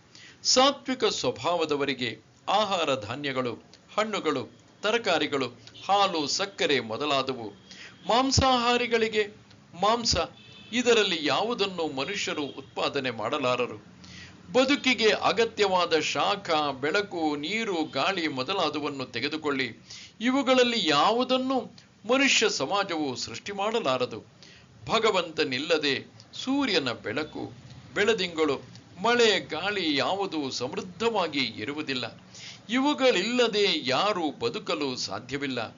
ನಮ್ಮ ಬದುಕು ಭಗವಂತನ ವರಗಳನ್ನೇ ಅವಲಂಬಿಸಿದೆ ಎನ್ನುವುದು ಸ್ಪಷ್ಟ. ನಮ್ಮ ಉತ್ಪಾದನೆಯ ಉದ್ಯಮಗಳಿಗೂ ಲೋಹ, ಗಂಧಕ, ಪಾದರಸ, ಮ್ಯಾಂಗನೀಸ್ ಮೊದಲಾದ ಅನೇಕ ವಸ್ತುಗಳು ಅತ್ಯಗತ್ಯ. ಇವೆಲ್ಲವನ್ನು ಭಗವಂತನ ಪ್ರತಿನಿಧಿಗಳೇ ನೀಡುತ್ತಾರೆ. ಅವುಗಳನ್ನು ಸಮರ್ಪಕವಾಗಿ ಬಳಸಿ ಆರೋಗ್ಯಕರ ಜೀವನ ನಡೆಸುತ್ತಾ ಆತ್ಮಸಾಕ್ಷಾತ್ಕಾರ ಪಡೆಯಬೇಕು.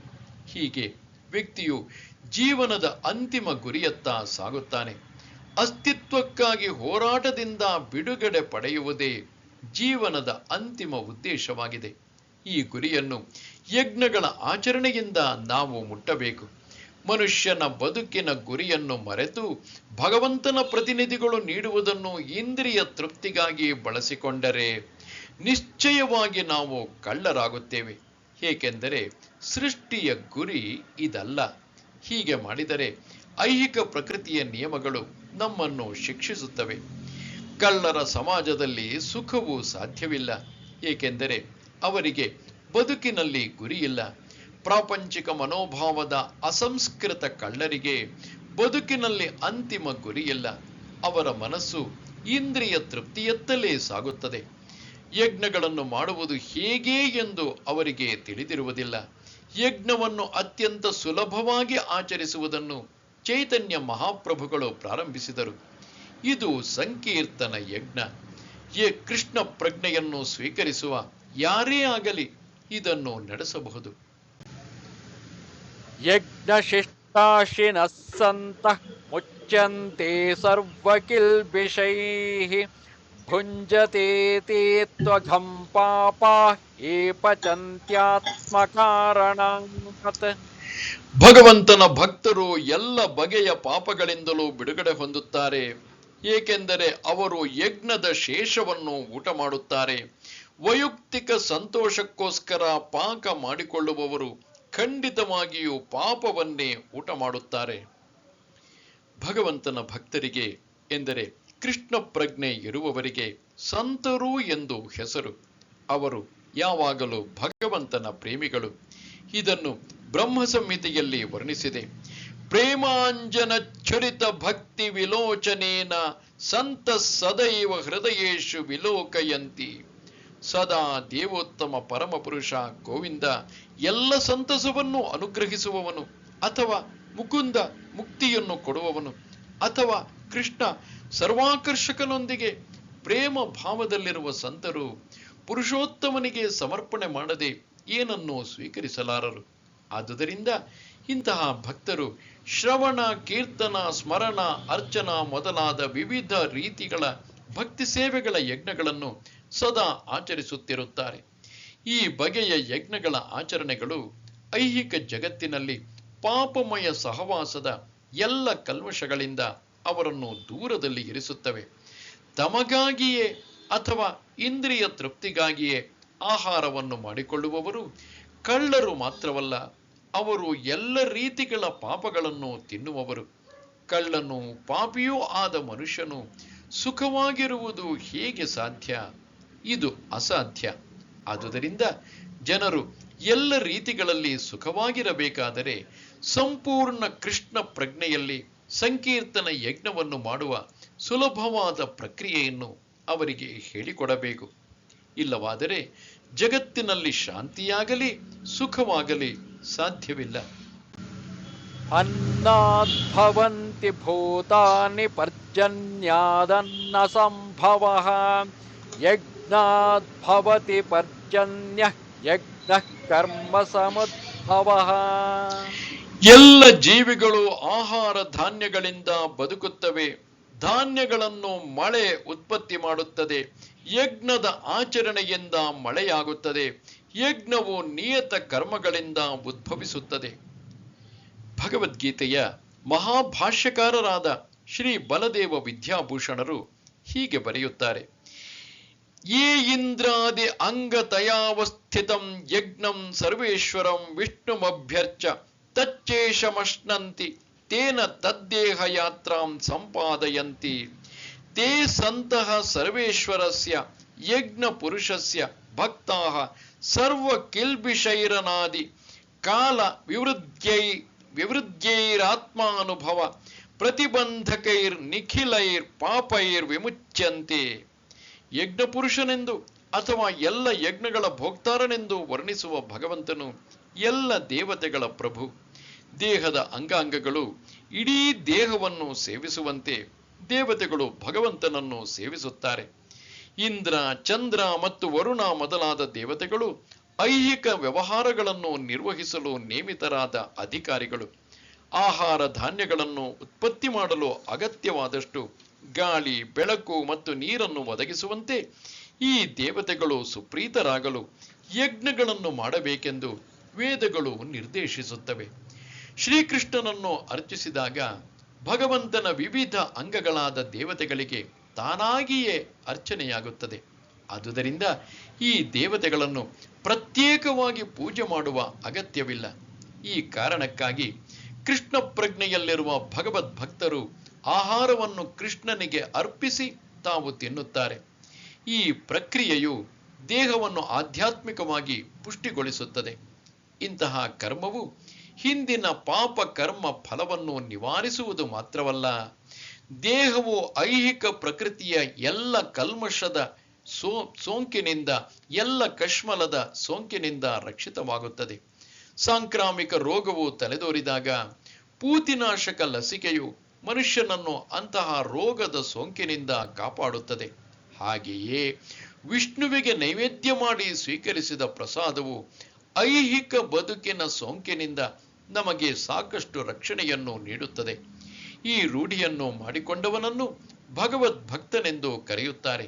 ಆದುದರಿಂದ ಕೃಷ್ಣ ಪ್ರಜ್ಞೆಯಲ್ಲಿದ್ದು ಕೃಷ್ಣನ ಪ್ರಸಾದವನ್ನು ಮಾತ್ರ ಸ್ವೀಕರಿಸುವ ಮನುಷ್ಯನು ಹಿಂದಿನ ಎಲ್ಲ ಐಹಿಕ ಸೋಂಕುಗಳನ್ನು ಪ್ರತಿರೋಧಿಸಬಲ್ಲ. ಈ ಐಹಿಕ ಸೋಂಕುಗಳು ಆತ್ಮಸಾಕ್ಷಾತ್ಕಾರದ ಮಾರ್ಗದಲ್ಲಿ ಅಡ್ಡಿಗಳು. ಇದಕ್ಕೆ ಪ್ರತಿಯಾಗಿ ಹೀಗೆ ನಡೆದುಕೊಳ್ಳದೇ ಇರುವವನು ಪಾಪ ಕರ್ಮದ ಗಾತ್ರವನ್ನು ಹೆಚ್ಚಿಸಿಕೊಳ್ಳುತ್ತಾ ಹೋಗುವನು. ಇದು ಎಲ್ಲ ಪಾಪ ಕರ್ಮಗಳ ಫಲಗಳನ್ನು ಅನುಭವಿಸಲು ಮುಂದಿನ ಜನ್ಮದಲ್ಲಿ ಹಂದಿ ನಾಯಿಗಳ ಶರೀರವನ್ನು ಸಿದ್ಧಗೊಳಿಸುತ್ತದೆ. ಕಶ್ಮಲಗಳ ಸೋಂಕಿನಿಂದ ಐಹಿಕ ಜಗತ್ತು ತುಂಬಿ ಹೋಗಿದೆ. ಭಗವಂತನ ಪ್ರಸಾದವನ್ನು ಸ್ವೀಕರಿಸಿ ಈ ಎಲ್ಲ ಸೋಂಕಿನಿಂದ ರಕ್ಷಣೆ ಪಡೆದವನು ರೋಗದ ದಾಳಿಯಿಂದ ತಪ್ಪಿ ಉಳಿಯುತ್ತಾನೆ. ಹೀಗೆ ಮಾಡದವನು ಸೋಂಕಿಗೆ ಗುರಿಯಾಗುತ್ತಾನೆ. ಆಹಾರ ಧಾನ್ಯಗಳು ಅಥವಾ ತರಕಾರಿಗಳು ವಾಸ್ತವವಾಗಿ ಆಹಾರವೇ. ಮನುಷ್ಯನ ಬಗೆ ಬಗೆಯ ಆಹಾರ ಧಾನ್ಯಗಳು ತರಕಾರಿಗಳು, ಹಣ್ಣುಗಳು ಮೊದಲಾದವನ್ನು ತಿನ್ನುತ್ತಾನೆ. ಮನುಷ್ಯನು ಬಗೆ ಬಗೆಯ ಆಹಾರ ಧಾನ್ಯಗಳು, ತರಕಾರಿಗಳು, ಹಣ್ಣುಗಳು ಮೊದಲಾದವನ್ನು ತಿನ್ನುತ್ತಾನೆ. ಪ್ರಾಣಿಗಳು ಆಹಾರ ಧಾನ್ಯಗಳಲ್ಲಿ ಮತ್ತು ತರಕಾರಿಗಳಲ್ಲಿ ಉಳಿದ ಭಾಗ, ಹುಲ್ಲು, ಸಸ್ಯಗಳು ಮೊದಲಾದವನ್ನು ತಿನ್ನುತ್ತವೆ. ಮಾಂಸಾಹಾರವನ್ನು ತಿನ್ನುವ ಮನುಷ್ಯರು ಪ್ರಾಣಿಗಳನ್ನು ತಿನ್ನಲು ಸಸ್ಯಗಳ ಬೆಳೆಯನ್ನು ನೆಚ್ಚಬೇಕು. ಹೀಗೆ ಅಂತಿಮವಾಗಿ ನಾವು ಹೊಲದ ಉತ್ಪನ್ನವನ್ನೇ ನೆಚ್ಚಬೇಕು ಹೊರತು ಕಾರ್ಖಾನೆಯ ಉತ್ಪನ್ನವನ್ನಲ್ಲ. ಆಹಾರದ ಉತ್ಪನ್ನವು ಆಕಾಶದಿಂದ ಬೀಳುವ ಮಳೆಯಿಂದ ಆಗುವುದು. ಮಳೆಯನ್ನು ಇಂದ್ರ, ಸೂರ್ಯ, ಚಂದ್ರ ಮೊದಲಾದ ದೇವತೆಗಳು ನಿಯಂತ್ರಿಸುತ್ತಾರೆ. ಅವರೆಲ್ಲರೂ ಭಗವಂತನ ಸೇವಕರು. ಭಗವಂತನು ಯಜ್ಞಗಳಿಂದ ಸುಪ್ರೀತನಾಗುತ್ತಾನೆ. ಆದುದರಿಂದ ಯಜ್ಞಗಳನ್ನು ಮಾಡಲಾರದವನಿಗೆ ಅಭಾವವೇ ಗತಿ. ಇದು ನಿಸರ್ಗದ ನಿಯಮ. ಆದುದರಿಂದ ನಮಗೆ ಆಹಾರದ ಅಭಾವ ಉಂಟಾಗದಂತೆ ಕಾಪಾಡಿಕೊಳ್ಳುವುದಕ್ಕಾಗಿಯಾದರೂ ಯಜ್ಞವನ್ನು, ವಿಶೇಷವಾಗಿ ಈ ಯುಗಕ್ಕೆ ನಿಯತ ಮಾಡಿರುವ ಸಂಕೀರ್ತನ ಯಜ್ಞವನ್ನು ಮಾಡಬೇಕು. ಕರ್ಮ ಬ್ರಹ್ಮೋದ್ಭವಂ ವಿದ್ಧಿ ಬ್ರಹ್ಮಾಕ್ಷರ ಸಮುದ್ಭವಂ ತಸ್ಮಾತ್ ಸರ್ವಗತಂ ಬ್ರಹ್ಮ ನಿತ್ಯಂ ಯಜ್ಞೇ ಪ್ರತಿಷ್ಠಿತಂ. ವೇದಗಳಲ್ಲಿ ನಿಯಂತ್ರಿತವಾದ ಕರ್ಮಗಳನ್ನು ವಿಧಿಸಿದೆ. ವೇದಗಳು ದೇವೋತ್ತಮ ಪರಮ ಪುರುಷನಿಂದ ನೇರವಾಗಿ ವ್ಯಕ್ತವಾಗಿವೆ. ಆದುದರಿಂದ ಸರ್ವಾಂತರ್ಯಾಮಿ ಪರಬ್ರಹ್ಮನು ನಿತ್ಯವಾಗಿ ಯಜ್ಞ ಕರ್ಮಗಳಲ್ಲಿ ಪ್ರತಿಷ್ಠಿತನಾಗಿರುತ್ತಾನೆ. ಈ ಶ್ಲೋಕದಲ್ಲಿ ಯಜ್ಞಾರ್ಥ ಕರ್ಮವನ್ನು ಎಂದರೆ ಕೃಷ್ಣನೊಬ್ಬನ ಸುಪ್ರೀತಿಗಾಗಿಯೇ ಕರ್ಮ ಮಾಡುವ ಅಗತ್ಯವನ್ನು ಇನ್ನೂ ಸ್ಪಷ್ಟವಾಗಿ ಹೇಳಿದೆ. ಯಜ್ಞ ಪುರುಷನಾದ ವಿಷ್ಣುವನ್ನು ಪ್ರಸನ್ನಗೊಳಿಸಲು ನಾವು ಕರ್ಮವನ್ನು ಮಾಡಬೇಕಾದರೆ ಬ್ರಹ್ಮನಲ್ಲಿ ಅಥವಾ ಅಲೌಕಿಕ ವೇದಗಳಲ್ಲಿ ಕರ್ಮದ ದಿಕ್ಕನ್ನು ಕಂಡುಕೊಳ್ಳಬೇಕು. ಆದುದರಿಂದ ವೇದಗಳು ಕರ್ಮದ ದಿಗ್ದರ್ಶನದ ಸಂಹಿತೆಗಳು. ವೇದಗಳ ದಿಗ್ದರ್ಶನವಿಲ್ಲದೆ ಏನನ್ನು ಮಾಡಿದರೂ ಅದಕ್ಕೆ ವಿಕರ್ಮ ಅಥವಾ ಅನಧಿಕೃತ ಅಥವಾ ಪಾಪಕರವಾದ ಕರ್ಮ ಎಂದು ಹೆಸರು. ಆದುದರಿಂದ ಕರ್ಮ ಫಲದಿಂದ ಉದ್ಧಾರವಾಗಲು ನಾವು ಯಾವಾಗಲೂ ವೇದಗಳ ಮಾರ್ಗದರ್ಶನವನ್ನು ಪಡೆಯಬೇಕು. ಸಾಮಾನ್ಯ ಜೀವನದಲ್ಲಿ ಹೇಗೆ ರಾಜ್ಯವು ಮಾರ್ಗದರ್ಶನ ಮಾಡಿದಂತೆ ಮನುಷ್ಯನು ಕೆಲಸ ಮಾಡಬೇಕಾಗುತ್ತದೆಯೋ ಹಾಗೆಯೇ ಭಗವಂತನ ಪರಮ ಸಾಮ್ರಾಜ್ಯದ ಮಾರ್ಗದರ್ಶನದಲ್ಲಿ ಕೆಲಸ ಮಾಡಬೇಕಾಗುತ್ತದೆ. ವೇದಗಳಲ್ಲಿ ಇಂತಹ ಮಾರ್ಗದರ್ಶನಗಳು ದೇವೋತ್ತಮ ಪರಮ ಪುರುಷನ ಉಸಿರಿನಿಂದ ನೇರವಾಗಿ ಅಭಿವ್ಯಕ್ತಿ ಪಡೆಯುತ್ತವೆ.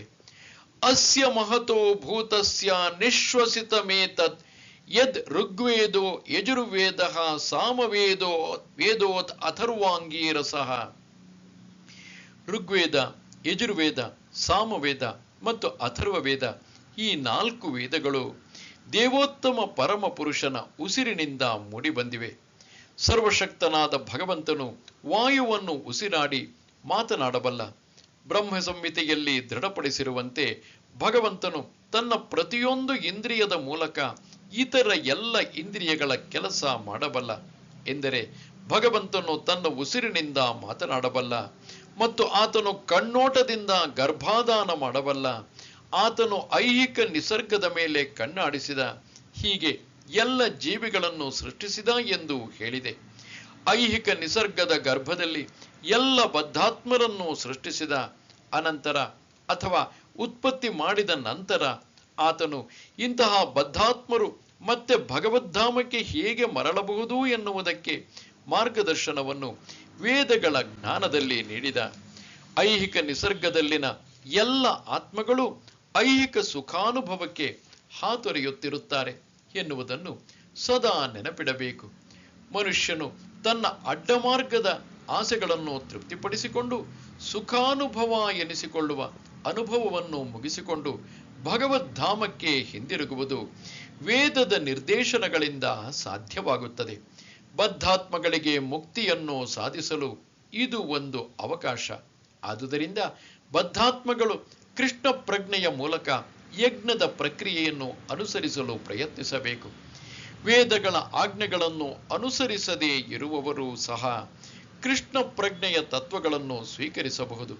ಇದು ವೈದಿಕ ಯಜ್ಞಗಳ ಅಥವಾ ವೈದಿಕ ಕರ್ಮಗಳ ಆಚರಣೆಗೆ ಬದಲಾಗಿ ಸ್ಥಾನವನ್ನು ಪಡೆಯುತ್ತದೆ. ಏವಂ ಪ್ರವರ್ತಿತಂ ಚಕ್ರಂ ನಾನುವರ್ತಯತಿ ಹಯಃ ಅಘಾಯುರಿಂದ್ರಿಯಾರಾಮಃ ಮೋಘಂ ಪಾರ್ಥಃ ಸ ಜೀವತಿ.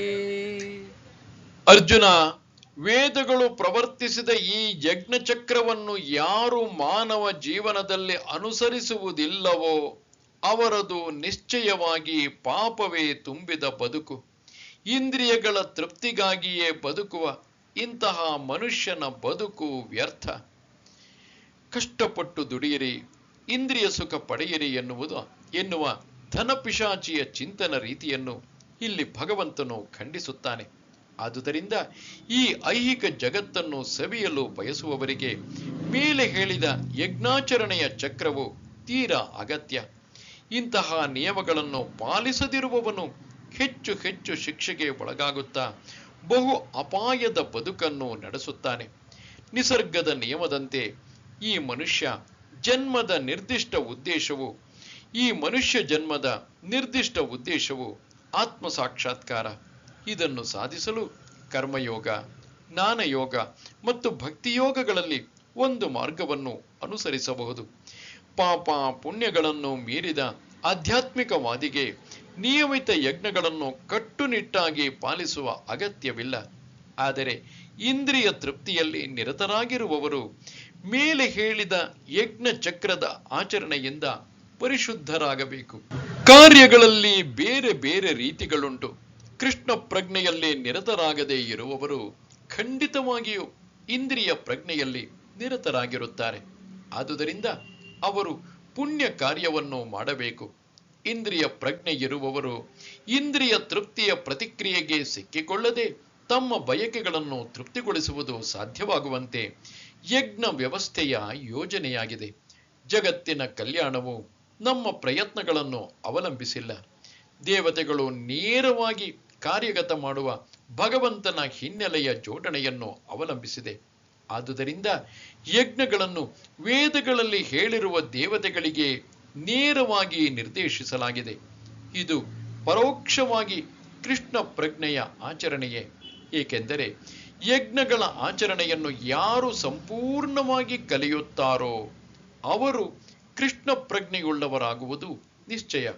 ಆದರೆ ಯಜ್ಞಗಳನ್ನು ನಡೆಸಿದ ಮನುಷ್ಯನಿಗೆ ಕೃಷ್ಣ ಪ್ರಜ್ಞೆಯು ಬಾರದೆ ಹೋದರೆ ಅಂತಹ ತತ್ವಗಳನ್ನು ನೀತಿ ಸಂಹಿತೆಗಳೆಂದೇ ಪರಿಗಣಿಸಲಾಗುತ್ತದೆ.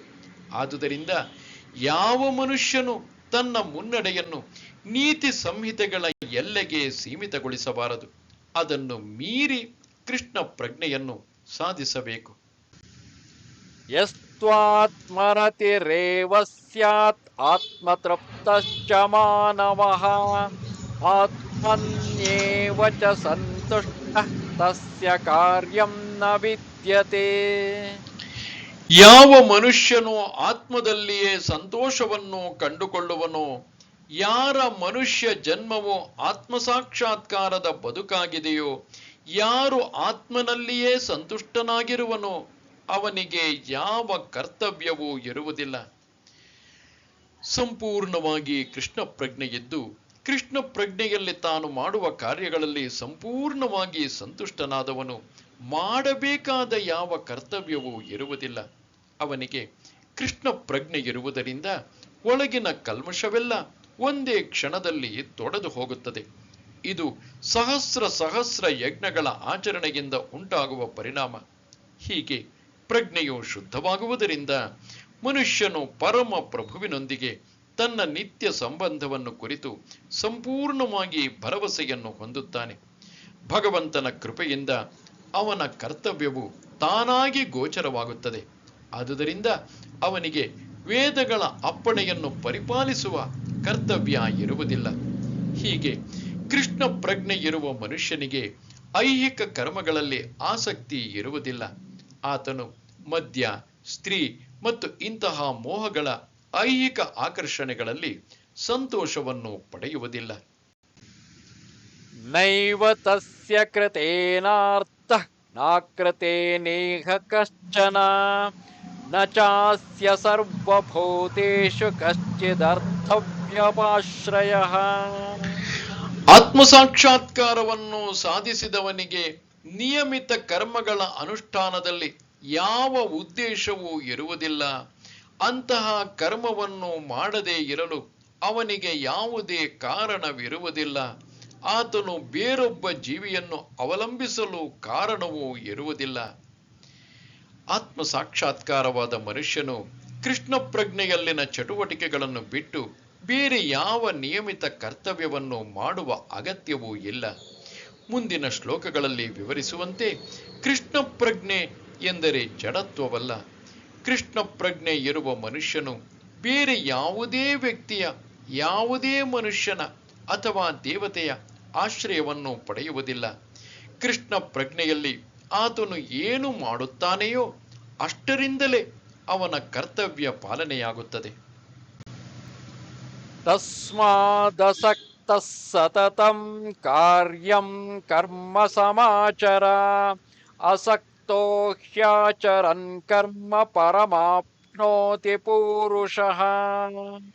ಆದುದರಿಂದ ಕರ್ಮ ಫಲದಲ್ಲಿ ಆಸಕ್ತಿ ಇಲ್ಲದೆ ಕರ್ತವ್ಯವೆಂದು ಕರ್ಮವನ್ನು ಮಾಡಬೇಕು.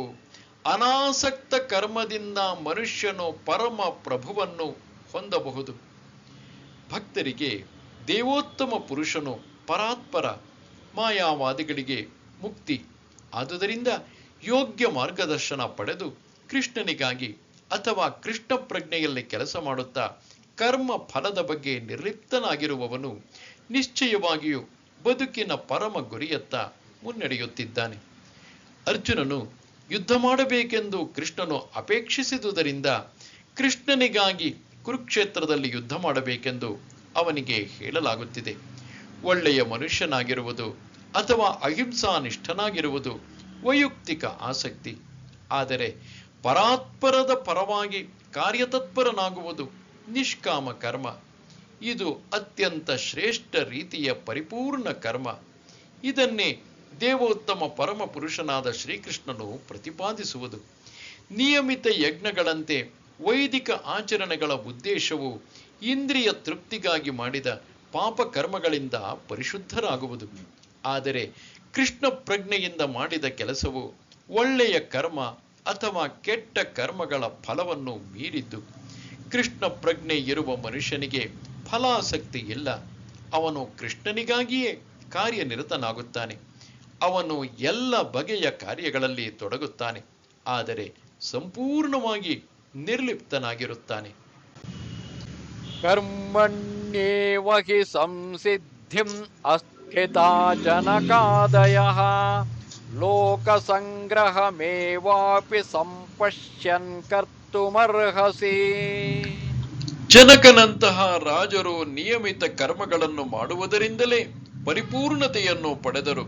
ಆದುದರಿಂದ ಜನಸಾಮಾನ್ಯರಿಗೆ ಶಿಕ್ಷಣ ನೀಡುವುದಕ್ಕಾಗಿಯಾದರೂ ನೀನು ನಿನ್ನ ಕೆಲಸವನ್ನು ಮಾಡಲೇಬೇಕು.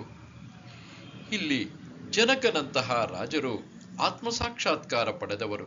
ಆದುದರಿಂದ ವೇದಗಳಲ್ಲಿ ಹೇಳಿದ ಕರ್ತವ್ಯಗಳನ್ನು ಅವರು ಮಾಡಬೇಕಾಗಿರಲಿಲ್ಲ. ಆದರೂ ಜನಸಾಮಾನ್ಯರಿಗೆ ಮೇಲ್ಪಂಕ್ತಿಯಾಗಲು ಅವರು ಎಲ್ಲ ನಿಯಮಿತ ಕರ್ತವ್ಯಗಳನ್ನು ಮಾಡಿದರು. ಜನಕನು ಸೀತೆಯ ತಂದೆ ಮತ್ತು ಶ್ರೀರಾಮನ ಮಾವ. ಭಗವಂತನ ಮಹಾಭಕ್ತನಾದುದರಿಂದ ಆತನು ಆಧ್ಯಾತ್ಮಿಕ ನೆಲೆಯಲ್ಲಿದ್ದನು. ಆದರೆ ಇಂದಿನ ಬಿಹಾರ್ ರಾಜ್ಯದ ಒಂದು ಭಾಗವಾದಂತಹ ಮಿಥಿಲೆಯ ರಾಜನಾಗಿದ್ದುದರಿಂದ ಆತನು ನಿಯಮಿತ ಕರ್ತವ್ಯಗಳನ್ನು ಮಾಡುವುದು ಹೇಗೆ ಎನ್ನುವುದನ್ನು ತನ್ನ ಪ್ರಜೆಗಳಿಗೆ ಹೇಳಿಕೊಡಬೇಕಾಗಿತ್ತು.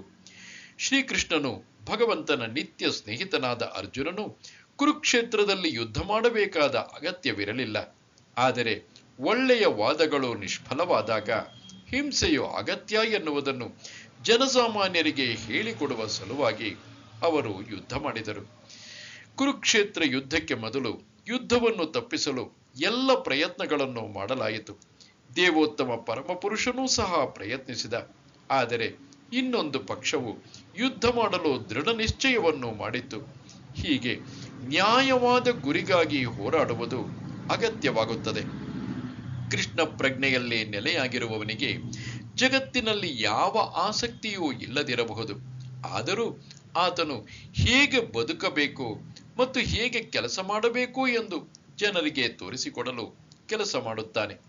ಕೃಷ್ಣ ಪ್ರಜ್ಞೆಯಲ್ಲಿ ಅನುಭವಿಗಳಾದವರು ಇತರರು ತಮ್ಮನ್ನು ಅನುಸರಿಸುವಂತೆ ಕ್ರಿಯಾನಿರತರಾಗಬಲ್ಲರು.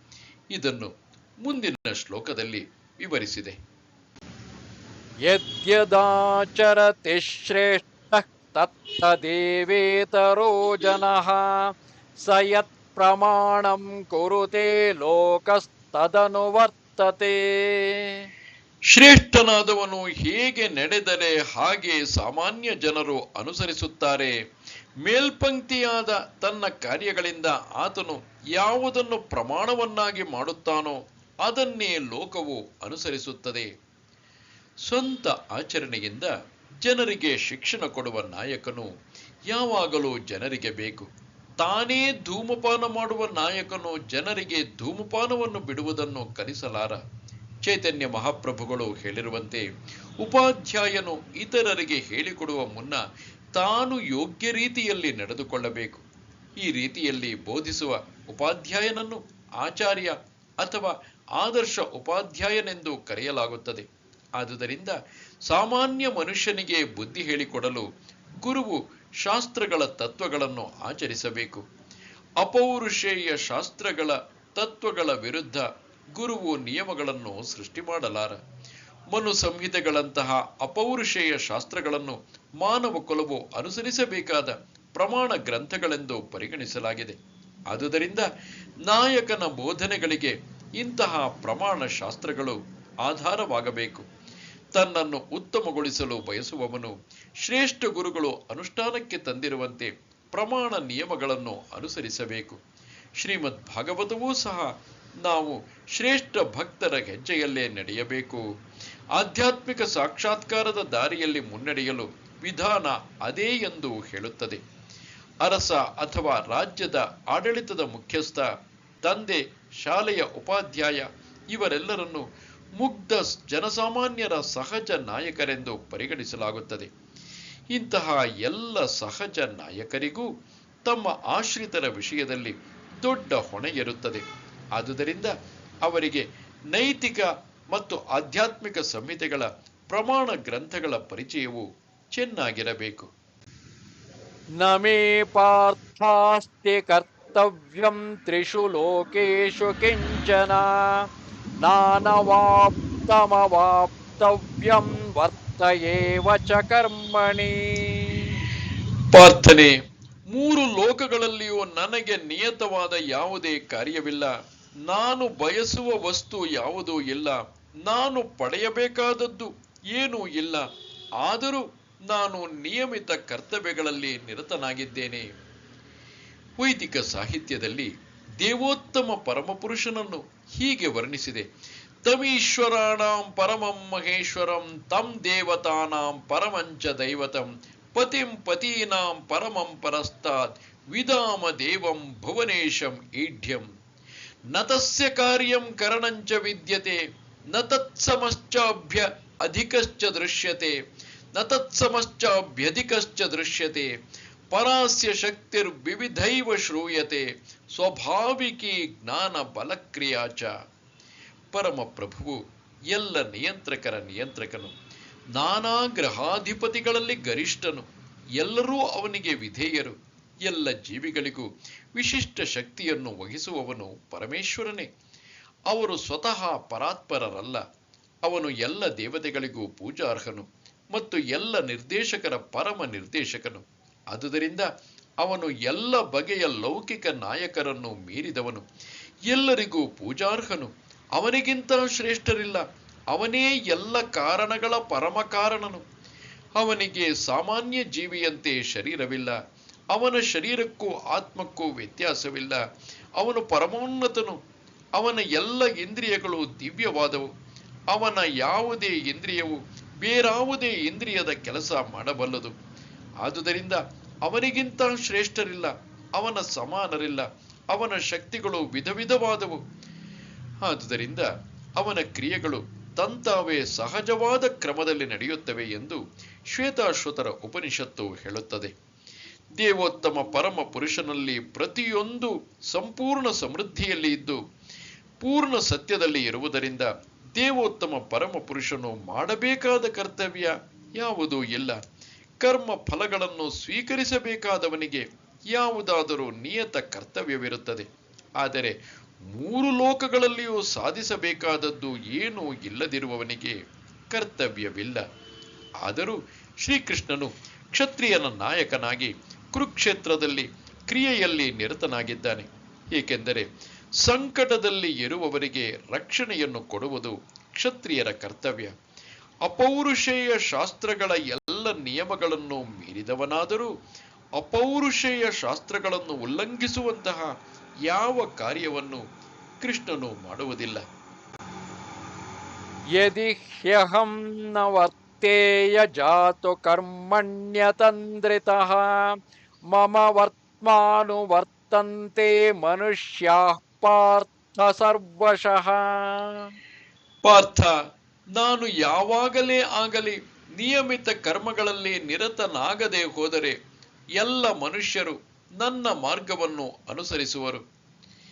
ಆಧ್ಯಾತ್ಮಿಕ ಬದುಕಿನ ಮುನ್ನಡೆಗಾಗಿ ಸಾಮಾಜಿಕ ಶಾಂತಿಯ ಸಮತೋಲನವನ್ನು ಉಳಿಸಿಕೊಳ್ಳಲು ಪ್ರತಿಯೊಬ್ಬ ನಾಗರಿಕ ಮನುಷ್ಯನು ಅನುಸರಿಸಬೇಕಾದ ಸಾಂಪ್ರದಾಯಿಕವಾದ ಕೌಟುಂಬಿಕ ಪದ್ಧತಿಗಳಿವೆ. ಇಂತಹ ನಿಯಮಗಳು ಬದ್ಧ ಜೀವಿಗಳಿಗೆ ಮಾತ್ರ, ಶ್ರೀಕೃಷ್ಣನಿಗಲ್ಲ. ಆದರೂ ಆತನು ಧಾರ್ಮಿಕ ತತ್ವಗಳನ್ನು ನೆಲೆಗೊಳಿಸಲು ಅವತರಿಸಿದುದರಿಂದ ತಾನೇ ವಿಧಿಸಿದ ನಿಯಮಗಳನ್ನು ಅನುಸರಿಸುತ್ತಾನೆ. ಇಲ್ಲವಾದರೆ ಅವನೇ ಅತ್ಯುನ್ನತ ಅಧಿಕಾರಿಯಾದುದರಿಂದ ಜನಸಾಮಾನ್ಯರು ಆತನ ಹೆಜ್ಜೆಯಲ್ಲಿಯೇ ನಡೆಯುತ್ತಾರೆ. ಮನೆಯೊಳಗೆ ಮನೆಯ ಹೊರಗೆ ಗೃಹಸ್ಥನಿಗೆ ವಿಧಿಸಿರುವ ಎಲ್ಲ ಧಾರ್ಮಿಕ ಕರ್ತವ್ಯಗಳನ್ನು ಶ್ರೀಕೃಷ್ಣನು ಪಾಲಿಸುತ್ತಿದ್ದನೆಂದು ಶ್ರೀಮದ್ ಭಾಗವತದಿಂದ ತಿಳಿದು ಬರುತ್ತದೆ. ಉತ್ಸೀದೇಯುರಿಮೇ ಲೋಕಾ ನ ಕುರ್ಯಾಂ ಕರ್ಮ ಚೇದಹಂ ಸಂಕರಸ್ಯ ಚ ಕರ್ತಾಸ್ಯಾಂ ಉಪಹನ್ಯಾಮಿ ಮಾಃ ಪ್ರಜಾಃ.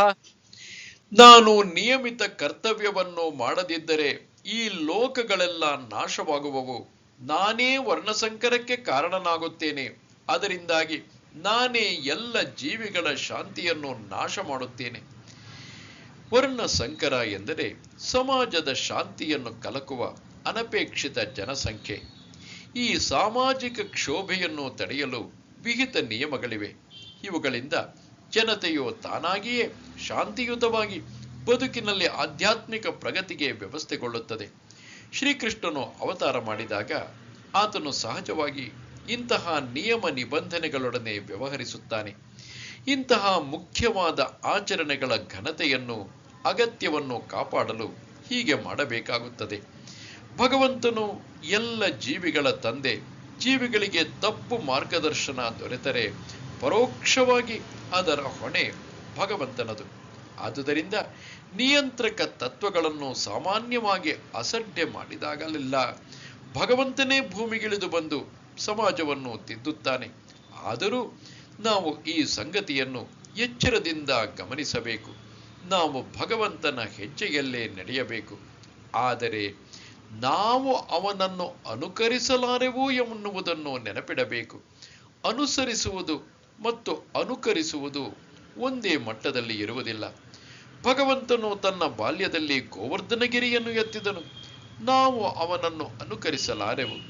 ಇದನ್ನು ಯಾವ ಮನುಷ್ಯನು ಮಾಡಲು ಸಾಧ್ಯವಿಲ್ಲ. ನಾವು ಆತನ ಉಪದೇಶಗಳನ್ನು ಅನುಸರಿಸಬೇಕು. ಆದರೆ ನಾವು ಯಾವಾಗಲೂ ಅವನನ್ನು ಅನುಕರಿಸಬಾರದು. ಶ್ರೀಮದ್ ಭಾಗವತವು ಹೀಗೆ ಹೇಳುತ್ತದೆ: ನೈತತ್ ಸಮಾಚರೇ ಜಾತು ಮನಸಾಪಿ ಹ್ಯನೀಶ್ವರಃ ವಿನಶ್ಯತ್ಯಾಚರನ್ ಮೌಢ್ಯಾತ್ ಯಥಾರುದ್ರೋಬ್ಧಿಜಂ ವಿಷಂ ಈಶ್ವರಾಣಾಂ ವಚಂ ಸತ್ಯಂ ತಥೈವಾಚರಿತಂ ಕ್ವಚಿತ್ ತೇಷಾಂ ಯತ್ ಸ್ವವಚೋ ಯುಕ್ತಂ ಬುದ್ಧಿಮಾಂಸ್ತತ್ ಸಮಾಚರೇತ್. ಮನುಷ್ಯನು ಭಗವಂತನ ಮತ್ತು ಅವನಿಂದ ಅಧಿಕಾರ ಪಡೆದ ಸೇವಕರ ಉಪದೇಶಗಳನ್ನು ಅನುಸರಿಸಬೇಕು. ಅಷ್ಟೇ. ಅವರ ಉಪದೇಶಗಳು ನಮಗೆ ಕಲ್ಯಾಣಕರ. ಬುದ್ಧಿವಂತನಾದ ಮನುಷ್ಯನು ಅವರು ಉಪದೇಶಿಸಿದಂತೆ ಆಚರಿಸುತ್ತಾನೆ. ಆದರೆ ಅವರ ಕಾರ್ಯಗಳನ್ನು ಅನುಕರಿಸದಂತೆ ಎಚ್ಚರಿಕೆ ವಹಿಸಬೇಕು. ಶಿವನನ್ನು ಅನುಕರಿಸಿ ವಿಷದ ಸಮುದ್ರವನ್ನು ಕುಡಿಯಲು ಪ್ರಯತ್ನಿಸಬಾರದು. ಈಶ್ವರ ಎಂದರೆ ವಾಸ್ತವವಾಗಿ ಸೂರ್ಯ ಚಂದ್ರರ ಚಲನೆಗಳನ್ನು ನಿಯಂತ್ರಿಸಬಲ್ಲವರ ಸ್ಥಾನವನ್ನು ಉಚ್ಚ ಎಂದು ನಾವು ಯಾವಾಗಲೂ ಭಾವಿಸಬೇಕು.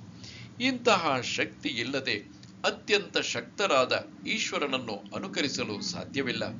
ಶಿವನು ವಿಷದ ಸಾಗರವನ್ನು ಕುಡಿದ, ಆದರೆ ಸಾಮಾನ್ಯ ಮನುಷ್ಯನು ಅಂತಹ ವಿಷದ ಹನಿಯನ್ನು ಕುಡಿಯಲು ಪ್ರಯತ್ನಿಸಿದರೂ ಸತ್ತು ಹೋಗುತ್ತಾನೆ.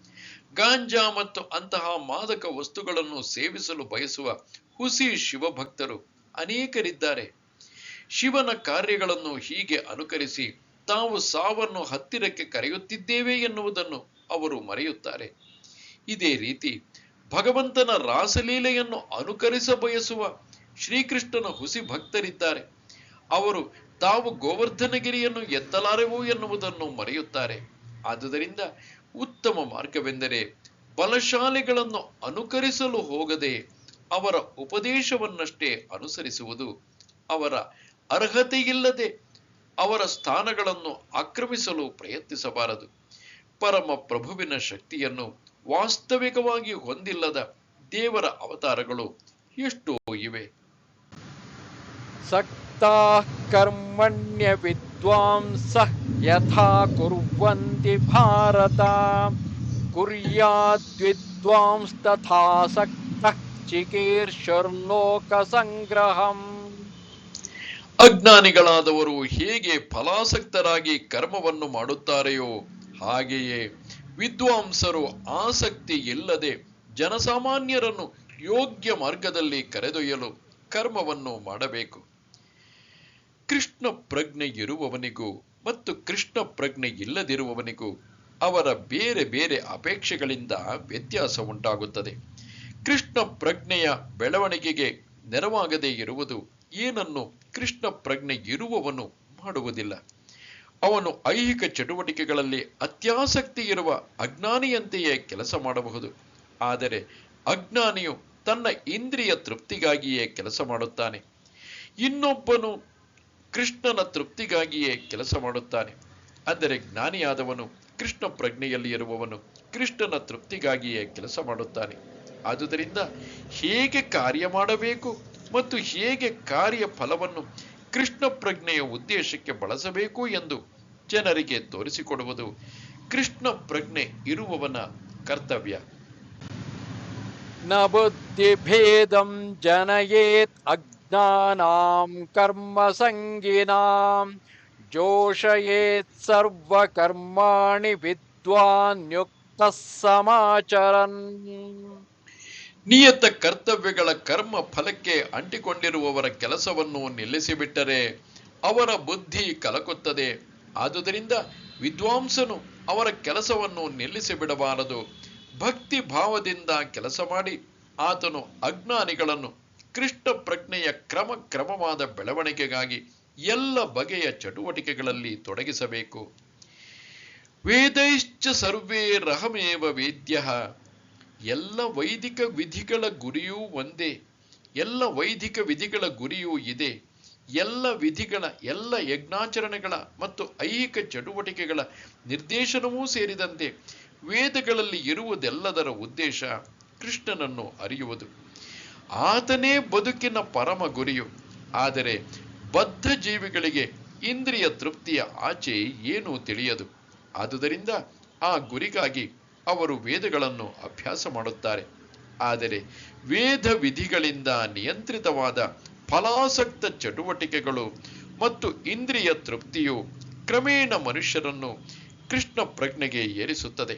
ಆದುದರಿಂದ ಕೃಷ್ಣ ಪ್ರಜ್ಞೆಯಲ್ಲಿ ಆತ್ಮಸಾಕ್ಷಾತ್ಕಾರವಾದವನು ಇತರರ ಚಟುವಟಿಕೆಗಳನ್ನಾಗಲಿ ಅರಿವನ್ನಾಗಲಿ ಕಲಕಬಾರದು. ಎಲ್ಲ ಕಾರ್ಯದ ಫಲಗಳನ್ನು ಕೃಷ್ಣನ ಸೇವೆಗೆ ಹೇಗೆ ಸಮರ್ಪಿಸಬಹುದು ಎಂಬುದನ್ನು ತೋರಿಸಿಕೊಡುವುದರ ಮೂಲಕ ಅವನು ಕೆಲಸ ಮಾಡಬೇಕು.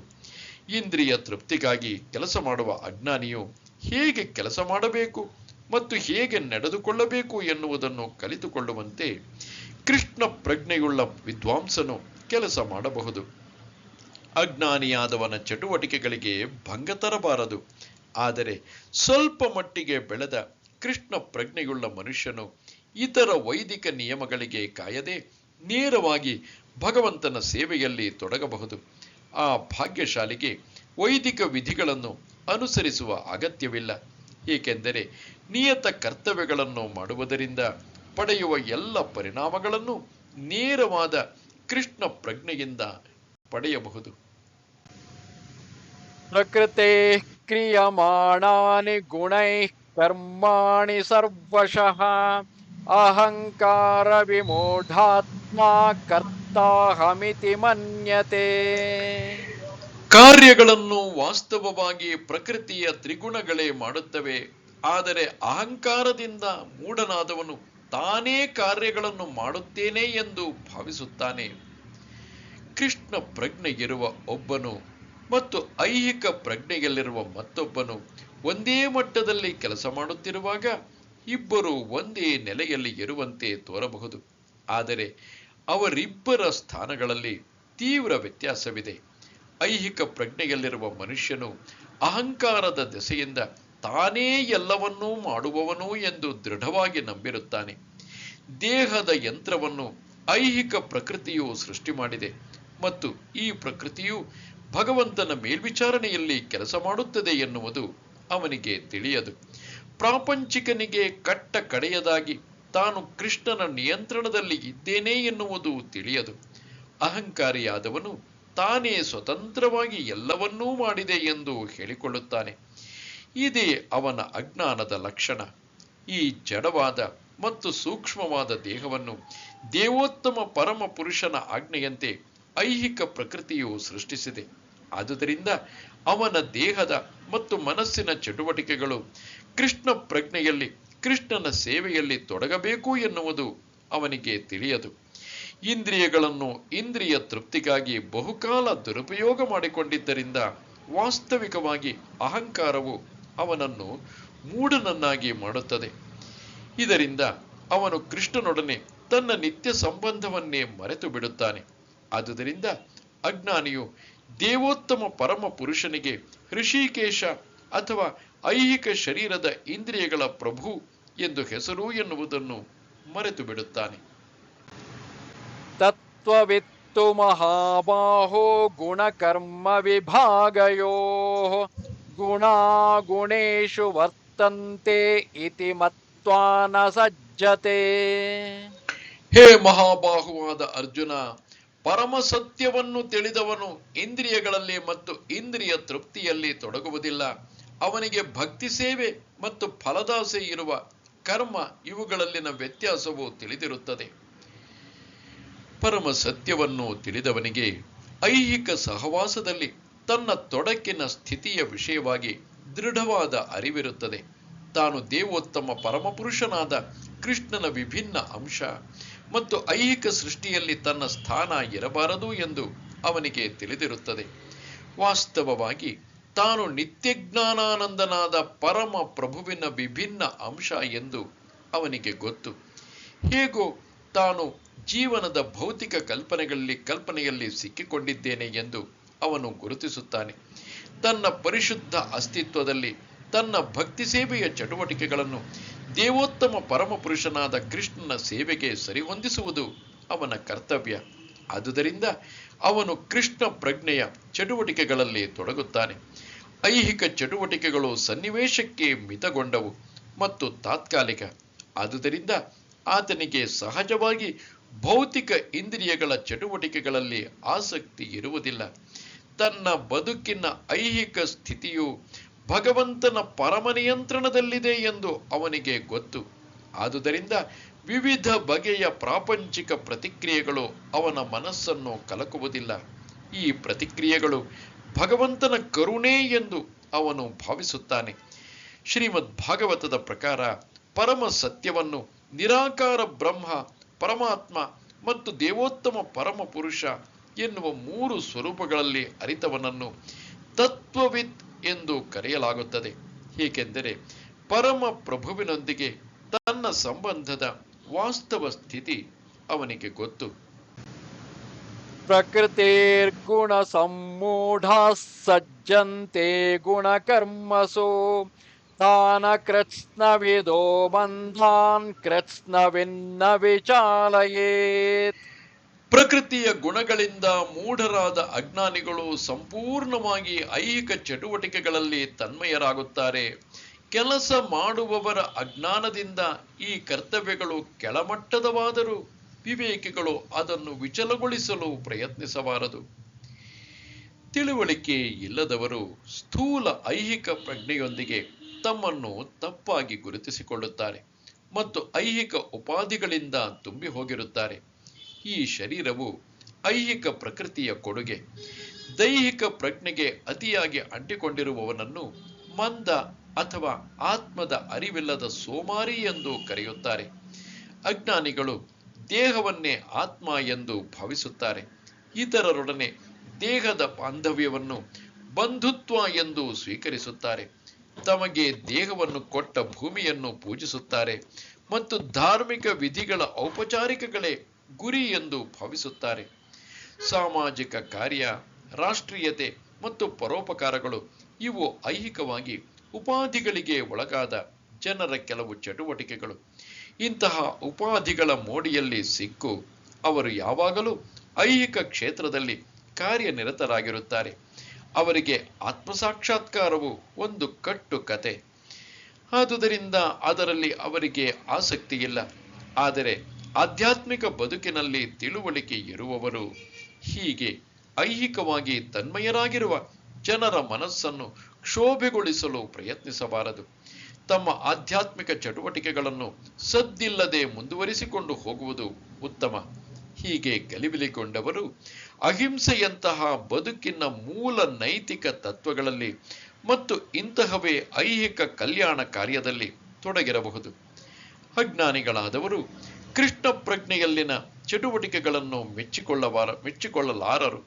ಆದುದರಿಂದ ಅವರನ್ನು ಕ್ಷೋಭೆಗೊಳಿಸಿ ಅಮೂಲ್ಯವಾದ ಸಮಯವನ್ನು ವ್ಯರ್ಥ ಮಾಡಬಾರದು ಎಂದು ಶ್ರೀಕೃಷ್ಣನು ನಮಗೆ ಬೋಧಿಸುತ್ತಾನೆ. ಆದರೆ ಭಗವಂತನ ಭಕ್ತರು ಭಗವಂತನಿಗಿಂತ ಹೆಚ್ಚು ಕೃಪಾಳುಗಳು, ಏಕೆಂದರೆ ಅವರಿಗೆ ಭಗವಂತನ ಉದ್ದೇಶವು ತಿಳಿದಿರುತ್ತದೆ. ಆದುದರಿಂದ ಅವರು ಎಲ್ಲ ಅಪಾಯಗಳನ್ನು ಎದುರಿಸುವರು. ಮನುಷ್ಯನಿಗೆ ನಿಸ್ಸಂದೇಹವಾಗಿ ಅಗತ್ಯವಾದ ಕೃಷ್ಣ ಪ್ರಜ್ಞೆಯ ಕಾರ್ಯಗಳಲ್ಲಿ ಮಂದಮತಿಗಳನ್ನು ತೊಡಗಿಸುವ ಪ್ರಯತ್ನವನ್ನು ಮಾಡುವಷ್ಟೂ ಸಹ ಅವರು ದೂರಕ್ಕೆ ಹೋಗುತ್ತಾರೆ. ಮಯಿ ಸರ್ವಾಣಿ ಕರ್ಮಾಣಿ ಸನ್ಯಸ್ಯಾಧ್ಯಾತ್ಮಚೇತಸಾ ನಿರಾಶೀರ್ನಿರ್ಮಮೋ ಭೂತ್ವಾ ಯುಧ್ಯಸ್ವ ವಿಗತಜ್ವರಃ.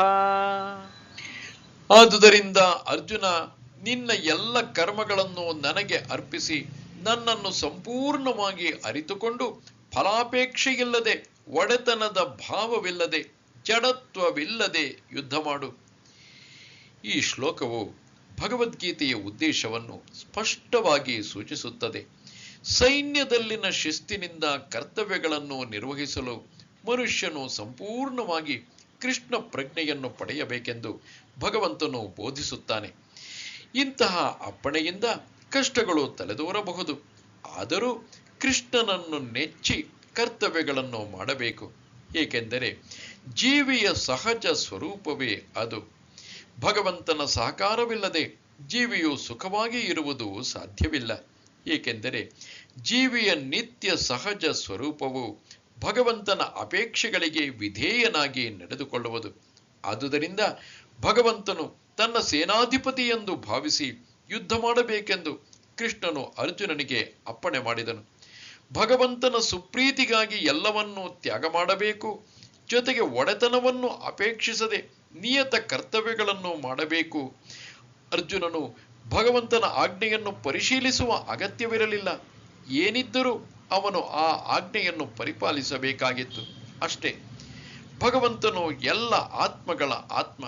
ವೈಯಕ್ತಿಕ ಅಂಶಗಳ ಪರಿಗಣನೆಗಿಲ್ಲದೆ ಪರಮಾತ್ಮನೊಬ್ಬನನ್ನೇ ಸಂಪೂರ್ಣವಾಗಿ ಅವಲಂಬಿಸುವವನನ್ನು, ಎಂದರೆ ಸಂಪೂರ್ಣವಾಗಿ ಕೃಷ್ಣ ಪ್ರಜ್ಞೆಯಲ್ಲಿ ಇರುವವನನ್ನು ಅಧ್ಯಾತ್ಮ ಚೇತಸ ಎಂದು ಕರೆಯುತ್ತಾರೆ. ನಿರಾಶೀಹಿ ಎಂದರೆ ಮನುಷ್ಯನು ತನ್ನ ಪ್ರಭುವಿನ ಆಜ್ಞೆಯನ್ನು ನಡೆಸಬೇಕು, ಆದರೆ ಫಲವನ್ನು ನಿರೀಕ್ಷಿಸಬಾರದು ಎಂದರ್ಥ. ಹಣಕಾಸಿನ ಗುಮಾಸ್ತೆಯು ತನ್ನ ಯಜಮಾನನಿಗಾಗಿ ಲಕ್ಷಾಂತರ ರೂಪಾಯಿಗಳನ್ನು ಎಣಿಸಬಹುದು. ಆದರೆ ಒಂದು ಬಿಡಿಕಾಸನ್ನು ತನ್ನದೆಂದುಕೊಳ್ಳುವುದಿಲ್ಲ. ಹಾಗೆಯೇ ಪ್ರಪಂಚದಲ್ಲಿ ಯಾವುದೂ ಯಾವ ಒಬ್ಬ ವ್ಯಕ್ತಿಗೂ ಸೇರಿದ್ದಲ್ಲ, ಎಲ್ಲವೂ ಭಗವಂತನಿಗೆ ಸೇರಿದುದು ಎಂದು ತಿಳಿದುಕೊಳ್ಳಬೇಕು. ಮಯಿ ಎನ್ನುವ ಶಬ್ದದ ನಿಜವಾದ ಅರ್ಥ ಇದೆ. ಇಂತಹ ಕೃಷ್ಣ ಪ್ರಜ್ಞೆಯಲ್ಲಿ ಕಾರ್ಯ ಮಾಡುವವನು ಖಂಡಿತವಾಗಿಯೂ ಯಾವುದೇ ವಸ್ತುವು ತನಗೆ ಸೇರಿದುದು ಎಂದು ಭಾವಿಸುವುದಿಲ್ಲ. ಈ ಪ್ರಜ್ಞೆಗೆ ನಿರ್ಮಮ, ಅಂದರೆ ಯಾವುದು ನನ್ನದಲ್ಲ ಎಂದು ಹೆಸರು. ದೇಹ ಸಂಬಂಧಿಗಳು ಎನಿಸಿಕೊಳ್ಳುವವರನ್ನು ಪರಿಗಣನೆಗೆ ತೆಗೆದುಕೊಳ್ಳದೆ ಇಂತಹ ಕಠಿಣ ಅಪ್ಪಣೆಯನ್ನು ಪರಿಪಾಲಿಸಲು ಮನಸ್ಸಿಲ್ಲವಾದರೆ ಇಂತಹ ಹಿಂಜರಿತವನ್ನು ಕಿತ್ತು ಹಾಕಬೇಕು. ಈ ರೀತಿಯಲ್ಲಿ ಮನುಷ್ಯನು ವಿಗತ ಜ್ವರನಾಗಬಹುದು. ಎಂದರೆ ಜ್ವರ ಬಂದಂತಹ ಮನಸ್ಥಿತಿ ಅಥವಾ ಜಡತ್ವವನ್ನು ಕಳೆದುಕೊಳ್ಳಬಹುದು. ತನ್ನ ಗುಣ ಮತ್ತು ಸ್ಥಾನಗಳಿಗೆ ಅನುಗುಣವಾಗಿ ಪ್ರತಿಯೊಬ್ಬನೂ ಮಾಡಬೇಕಾದ ನಿರ್ದಿಷ್ಟ ಬಗೆಯ ಕೆಲಸವಿದೆ. ಮೇಲೆ ಹೇಳಿದ ರೀತಿಯಲ್ಲಿ ಇಂತಹ ಕರ್ತವ್ಯಗಳನ್ನೆಲ್ಲ ಕೃಷ್ಣ ಪ್ರಜ್ಞೆಯಲ್ಲಿ ನಿರ್ವಹಿಸಬೇಕು. ಇದು ಮುಕ್ತಿ ಮಾರ್ಗಕ್ಕೆ ಕರೆದೊಯ್ಯುತ್ತದೆ. ಏಮೇ ಮತಮಿದಂ ನಿತ್ಯಂ ಅನುತಿಷ್ಠಂತಿ ಮಾನವಾಃ ಶ್ರದ್ಧಾವಂತೋ ನ ಸೋಯಂತಃ ಮುಚ್ಯಂತೆ ತೇಪಿ ಕರ್ಮಭಿಃ. ನನ್ನ ಅಪ್ಪಣೆಗೆ ಅನುಸಾರವಾಗಿ ತಮ್ಮ ಕರ್ತವ್ಯಗಳನ್ನು ನಿರ್ವಹಿಸಿ ಈ ಬೋಧನೆಯನ್ನು ಅಸೂಯೆ ಇಲ್ಲದೆ ಶ್ರದ್ಧೆಯಿಂದ ಅನುಸರಿಸುವವರು ಕರ್ಮ ಫಲದ ಬಂಧನದಿಂದ ಮುಕ್ತರಾಗುತ್ತಾರೆ. ದೇವೋತ್ತಮ ಪರಮಪುರುಷನಾದ ಕೃಷ್ಣನ ಆಜ್ಞೆಯು ಎಲ್ಲ ವೇದಗಳ ಜ್ಞಾನದ ತಿರುಳು. ಆದುದರಿಂದ ಅದು ಆಕ್ಷೇಪಣೆಗೆ ಅವಕಾಶವಿಲ್ಲದಂತೆ ಶಾಶ್ವತವಾಗಿ ಸತ್ಯವಾಗಿರುತ್ತದೆ. ವೇದಗಳು ನಿತ್ಯವಾಗಿರುವಂತೆ ಈ ಕೃಷ್ಣ ಪ್ರಜ್ಞೆಯ ಸತ್ಯವು ನಿತ್ಯವಾದದ್ದು. ಭಗವಂತನಲ್ಲಿ ಅಸೂಯೆ ಇಲ್ಲದೆ ಮನುಷ್ಯನು ಈ ಆಜ್ಞೆಯಲ್ಲಿ ದೃಢವಾದ ನಂಬಿಕೆಯನ್ನು ಇಟ್ಟುಕೊಳ್ಳಬೇಕು. ಭಗವದ್ಗೀತೆಗೆ ಭಾಷ್ಯಗಳನ್ನು ಬರೆಯುವ, ಆದರೆ ಕೃಷ್ಣನಲ್ಲಿ ನಂಬಿಕೆ ಇಲ್ಲದಿರುವ ತತ್ವಶಾಸ್ತ್ರಜ್ಞರು ಹಲವರಿದ್ದಾರೆ. ಅವರು ಎಂದೂ ಕರ್ಮ ಫಲದ ಬಂಧನದಿಂದ ಮುಕ್ತರಾಗುವುದಿಲ್ಲ. ಸಾಮಾನ್ಯ ಮನುಷ್ಯನಿಗೆ ಕೃಷ್ಣನ ಅಪ್ಪಣೆಗಳನ್ನು ಕಾರ್ಯಗತ ಮಾಡಲು ಸಾಧ್ಯವಾಗದೆ ಹೋಗಬಹುದು. ಆದರೂ ಭಗವಂತನ ನಿತ್ಯವಾದ ಅಪ್ಪಣೆಗಳಲ್ಲಿ ಅವನಿಗೆ ದೃಢವಾದ ಶ್ರದ್ಧೆಯಿದ್ದರೆ ಅವನು ಕರ್ಮದ ನಿಯಮದಿಂದ ಬಿಡುಗಡೆಯನ್ನು ಹೊಂದುತ್ತಾನೆ. ಕೃಷ್ಣ ಪ್ರಜ್ಞೆಯ ಪ್ರಾರಂಭದಲ್ಲಿ ಮನುಷ್ಯನು ಭಗವಂತನ ಅಪ್ಪಣೆಗಳನ್ನು ಸಂಪೂರ್ಣವಾಗಿ ಪಾಲಿಸದೆ ಹೋಗಬಹುದು.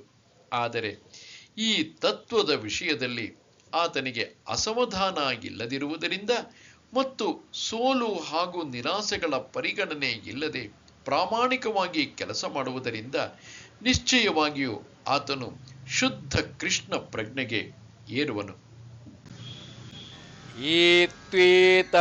ಏತ್ವೇತದಭ್ಯಸೂಯಂತಃ ನಾನುತಿಷ್ಠಂತಿ ಮೇ ಮತಂ ಸರ್ವಜ್ಞಾನ ವಿಮೂಢಾಂಸ್ತಾಂ ವಿದ್ಧಿ ನಷ್ಟಾನ ಚೇತಸಃ. ಯಾರು ಅಸೂಯೆಯಿಂದ ಈ ಬೋಧನೆಗಳನ್ನು ಅಲಕ್ಷಿಸುವರೋ ಮತ್ತು ಅದನ್ನು ಅನುಸರಿಸುವುದಿಲ್ಲವೋ ಅವರು ಯಾವ ತಿಳುವಳಿಕೆಯೂ ಇಲ್ಲದವರು, ವಿಮೂಢರು ಎಂದು ಭಾವಿಸಬೇಕು. ಪರಿಪೂರ್ಣತೆಗಾಗಿ ಅವರು ಪಡುವ ಶ್ರಮವೆಲ್ಲ ನಾಶವಾಗುವವು. ಕೃಷ್ಣ ಪ್ರಜ್ಞೆ ಇಲ್ಲದಿರುವುದರ ದೋಷವನ್ನು ಇಲ್ಲಿ ಸ್ಪಷ್ಟವಾಗಿ ಹೇಳಿದೆ. ಅತ್ಯುನ್ನತ ಕಾರ್ಯಕಾರಿ ಅಧಿಕಾರಿಯ ಆಜ್ಞೆಗೆ ಅವಿಧೇಯರಾದರೆ ಹೇಗೆ ಶಿಕ್ಷೆಯುಂಟೋ ಹಾಗೆಯೇ ದೇವೋತ್ತಮ ಪರಮ ಪುರುಷನ ಆಜ್ಞೆಗೆ ಅವಿಧೇಯರಾದರೂ ನಿಶ್ಚಯವಾಗಿಯೂ ಶಿಕ್ಷೆಯುಂಟು. ಅವಿಧೇಯನಾದವನು ಎಷ್ಟೇ ದೊಡ್ಡವನಾದರೂ ಅವನು ಶೂನ್ಯ ಹೃದಯದವನಾಗಿ ಆತ್ಮವನ್ನು, ಪರಬ್ರಹ್ಮವನ್ನು, ಪರಮಾತ್ಮನನ್ನು, ದೇವೋತ್ತಮ ಪರಮ ಪುರುಷನನ್ನು ಅರಿಯದವನು. ಆದುದರಿಂದ ಆತನಿಗೆ ಬದುಕಿನ ಪರಿಪೂರ್ಣತೆಯ ಭರವಸೆಯೇ ಇಲ್ಲ. ಸದೃಶಂ ಚೇಷ್ಟತೆ ಸ್ವಸ್ಯಾಃ ಪ್ರಕೃತಿರ್ಜ್ಞಾನವಾನಪಿ ಪ್ರಕೃತಿಂ ಯಾಂತಿ ಭೂತಾನಿ ನಿಗ್ರಹ ಕಿಂ ಕರಿಷ್ಯತಿ. ಪ್ರತಿಯೊಬ್ಬನು ತಾನು ತ್ರಿಗುಣಗಳಿಂದ ಪಡೆದ ಸ್ವಭಾವಕ್ಕೆ ಅನುಗುಣವಾಗಿ ನಡೆಯುತ್ತಾನೆ. ಆದ್ದರಿಂದ ತಿಳುವಳಿಕೆಯುಳ್ಳವನು ಕೂಡ ತನ್ನ ಸ್ವಭಾವಕ್ಕೆ ಅನುಗುಣವಾಗಿ ಕಾರ್ಯ ನಡೆಸುತ್ತಾನೆ. ನಿಗ್ರಹದಿಂದ ಫಲವೇನು? ಕೃಷ್ಣ ಪ್ರಜ್ಞೆಯ ಆಧ್ಯಾತ್ಮಿಕ ವೇದಿಕೆಯಲ್ಲಿ ನೆಲೆಗೊಳ್ಳದಿದ್ದರೆ ಮನುಷ್ಯನು ಐಹಿಕ ಪ್ರಕೃತಿಯ ಗುಣಗಳ ಪ್ರಭಾವದಿಂದ ಬಿಡಿಸಿಕೊಳ್ಳಲಾರ. ಇದನ್ನು ಭಗವಂತನೇ 7ನೆಯ ಅಧ್ಯಾಯದಲ್ಲಿ ದೃಢಪಡಿಸುತ್ತಾನೆ. ಪ್ರಾಪಂಚಿಕ ಮಟ್ಟದಲ್ಲಿ ಒಬ್ಬ ಮನುಷ್ಯನು ಅತ್ಯುನ್ನತ ಶಿಕ್ಷಣವನ್ನು ಪಡೆಯಬಹುದು. ಆದರೂ ಸಾತ್ವಿಕ ಜ್ಞಾನದಿಂದ ಮಾತ್ರವೇ ಅಥವಾ ದೇಹವನ್ನು ಆತ್ಮದಿಂದ ಬೇರ್ಪಡಿಸುವುದರಿಂದ ಮಾತ್ರವೇ ಅವನು ಮಾಯೆಯ ಗೋಜಿನಿಂದ ತಪ್ಪಿಸಿಕೊಳ್ಳಲಾರ. ಆಧ್ಯಾತ್ಮಿಕತೆಯ ಶಾಸ್ತ್ರದಲ್ಲಿ ಬಹು ಪರಿಣತರೆಂದು ಹೊರಗೆ ತೋರಿಸಿಕೊಂಡು ಆಧ್ಯಾತ್ಮಿಕ ಜೀವಿಗಳೆಂದು ಕರೆಸಿಕೊಳ್ಳುವವರು ಎಷ್ಟೋ ಮಂದಿ. ಆದರೆ ಅಂತರಂಗದಲ್ಲಿ ಅಥವಾ ಗುಟ್ಟಾಗಿ ಅವರು ಸಂಪೂರ್ಣವಾಗಿ ಪ್ರಕೃತಿಯ ಗುಣಗಳಿಗೆ ಅಧೀನರಾಗಿರುತ್ತಾರೆ. ಈ ಗುಣಗಳನ್ನು ಅವರು ದಾಟಲಾರರು. ಅಧ್ಯಯನದ ದೃಷ್ಟಿಯಿಂದ ಒಬ್ಬ ಮನುಷ್ಯ ಬಹುದೊಡ್ಡ ವಿದ್ವಾಂಸನಾಗಿರಬಹುದು. ಆದರೆ ಐಹಿಕ ಪ್ರಕೃತಿಯೊಡನೆ ಬಹುಕಾಲ ಸಹವಾಸ ಮಾಡಿದುದರಿಂದ ಆತನು ಬಂಧನದಲ್ಲಿರುತ್ತಾನೆ. ಐಹಿಕ ಅಸ್ತಿತ್ವದ ದೃಷ್ಟಿಯಿಂದ ಮನುಷ್ಯನು ತನಗೆ ವಿಧಿಸಿದ ಕರ್ತವ್ಯಗಳಲ್ಲಿ ತೊಡಗಿರಬಹುದು. ಆದರೂ ಕೃಷ್ಣ ಪ್ರಜ್ಞೆಯು ಆತನು ಐಹಿಕ ತೊಡಕಿನಿಂದ ಬಿಡುಗಡೆ ಹೊಂದಲು ನೆರವಾಗುತ್ತದೆ. ಆದುದರಿಂದ ಸಂಪೂರ್ಣ ಕೃಷ್ಣ ಪ್ರಜ್ಞೆಯನ್ನು ಸಾಧಿಸುವವರೆಗೆ ಮನುಷ್ಯನು ತನ್ನ ವೃತ್ತಿಯ ಕರ್ತವ್ಯಗಳನ್ನು ಬಿಡಬಾರದು. ಯಾರೂ ಇದ್ದಕ್ಕಿದ್ದಂತೆ ತನ್ನ ನಿಯತ ಕರ್ತವ್ಯಗಳನ್ನು ತ್ಯಜಿಸಿ ಕೃತಕವಾಗಿ ಯೋಗಿ ಅಥವಾ ಆಧ್ಯಾತ್ಮಿಕವಾದಿ ಎಂದು ಕರೆಸಿಕೊಳ್ಳಬಾರದು. ತನ್ನ ಸ್ಥಾನದಲ್ಲೇ ಉಳಿದು ಹೆಚ್ಚಿನ ಶಿಕ್ಷಣ ಪಡೆದವರ ಮಾರ್ಗದರ್ಶನದಲ್ಲಿ ಕೃಷ್ಣ ಪ್ರಜ್ಞೆಯನ್ನು ಪಡೆಯಲು ಪ್ರಯತ್ನಿಸುವುದು ಉತ್ತಮ. ಹೀಗೆ ಮನುಷ್ಯನು ಕೃಷ್ಣನ ಮಾಯೆಯ ಹಿಡಿತದಿಂದ ಪಾರಾಗಬಹುದು. ಇಂದ್ರಿಯಸ್ಯೇಂದ್ರಿಯಸ್ಯಾರ್ಥೇ ರಾಗದ್ವೇಷೌ ವ್ಯವಸ್ಥಿತೌ ತಯೋರ್ನ ವಶಮಾಗಚ್ಚೇತ್ ತೌ ಹ್ಯಸ್ಯ ಪರಿಪಂಥಿನೌ. ಇಂದ್ರಿಯಗಳು ಮತ್ತು ಅವುಗಳ ವಿಷಯಗಳಿಗೆ ಸಂಬಂಧಿಸಿದಂತೆ ರಾಗ ದ್ವೇಷಗಳನ್ನು ನಿಯಂತ್ರಿಸುವ ತತ್ವಗಳಿವೆ. ಮನುಷ್ಯನು ಇಂತಹ ರಾಗ ದ್ವೇಷಗಳಿಗೆ ವಶನಾಗಬಾರದು. ಏಕೆಂದರೆ ಆತ್ಮಸಾಕ್ಷಾತ್ಕಾರದ ಮಾರ್ಗದಲ್ಲಿ ಅವು ಅಡ್ಡಿಗಳು. ಕೃಷ್ಣ ಪ್ರಜ್ಞೆಯಲ್ಲಿ ಇರುವವರು ಸಹಜವಾಗಿಯೇ ಐಹಿಕ ಇಂದ್ರಿಯ ತೃಪ್ತಿಯಲ್ಲಿ ತೊಡಗಲು ಇಷ್ಟಪಡುವುದಿಲ್ಲ. ಆದರೆ ಇಂತಹ ಪ್ರಜ್ಞೆಯಲ್ಲಿ ಇಲ್ಲದವರು ಅಪೌರುಷೇಯ ಧರ್ಮ ಗ್ರಂಥಗಳ ವಿಧಿ ನಿಯಮಗಳನ್ನು ಅನುಸರಿಸಬೇಕು. ಐಹಿಕ ಸೆರೆಗೆ ಮಿತಿಯಿಲ್ಲದ ಇಂದ್ರಿಯ ಭೋಗವೇ ಕಾರಣ. ಆದರೆ ಅಪೌರುಷೇಯ ಶಾಸ್ತ್ರಗಳ ವಿಧಿ ನಿಯಮಗಳನ್ನು ಅನುಸರಿಸುವವನು ಇಂದ್ರಿಯ ವಸ್ತುಗಳ ಗೋಜಿಗೆ ಸಿಕ್ಕಿ ಬೀಳುವುದಿಲ್ಲ. ಉದಾಹರಣೆಗೆ, ಬದ್ಧ ಆತ್ಮಕ್ಕೆ ಕಾಮ ತೃಪ್ತಿಯು ಅಗತ್ಯ. ವಿವಾಹ ಬಂಧನದ ಸ್ವಾತಂತ್ರ್ಯದ ಮಿತಿಯಲ್ಲಿ ಕಾಮ ತೃಪ್ತಿಗೆ ಅವಕಾಶವುಂಟು. ಶಾಸ್ತ್ರಗಳ ಆದೇಶದಂತೆ ತನ್ನ ಪತ್ನಿಯ ಹೊರತಾಗಿ ಬೇರೆ ಯಾವ ಹೆಂಗಸಿನೊಡನೆಯೂ ಕಾಮ ಭೋಗ ಪಡುವಂತಿಲ್ಲ. ಉಳಿದೆಲ್ಲ ಸ್ತ್ರೀಯರನ್ನು ತನ್ನ ತಾಯಿಯಂತೆ ಕಾಣತಕ್ಕದ್ದು. ಇಂತಹ ಆದೇಶಗಳಿದ್ದರೂ ಮನುಷ್ಯನು ಇತರ ಸ್ತ್ರೀಯರೊಡನೆ ಕಾಮ ಭೋಗ ಪಡಲು ಬಯಸುತ್ತಾನೆ. ಇಂತಹ ಪ್ರವೃತ್ತಿಗಳಿಗೆ ಕಡಿವಾಣವನ್ನು ಹಾಕಬೇಕು. ಇಲ್ಲವಾದರೆ ಅವು ಆತ್ಮಸಾಕ್ಷಾತ್ಕಾರದ ಮಾರ್ಗದಲ್ಲಿ ಅಡ್ಡಿಗಳಾಗುತ್ತವೆ. ಭೌತಿಕ ದೇಹವಿರುವಷ್ಟು ಕಾಲವು ಭೌತಿಕ ದೇಹದ ಅಗತ್ಯಗಳಿಗೆ ಅವಕಾಶವುಂಟು. ಆದರೆ ವಿಧಿ ನಿಯಮಗಳಿಗೆ ಅನುಗುಣವಾಗಿ ಮಾತ್ರ.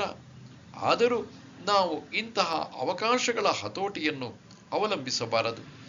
ಆ ನಿಯಮ ನಿಬಂಧನೆಗಳಿಗೆ ಅಂಟಿಕೊಳ್ಳದೆ ಅವನ್ನು ಅನುಸರಿಸಬೇಕು. ಏಕೆಂದರೆ ನಿಯಮಗಳಿಗೆ ವಿಧೇಯವಾಗಿ ಇಂದ್ರಿಯ ತೃಪ್ತಿಪಟ್ಟುಕೊಳ್ಳುವ ರೂಢಿಯು ಮನುಷ್ಯನಿಗೆ ದಾರಿ ತಪ್ಪಿಸಬಹುದು.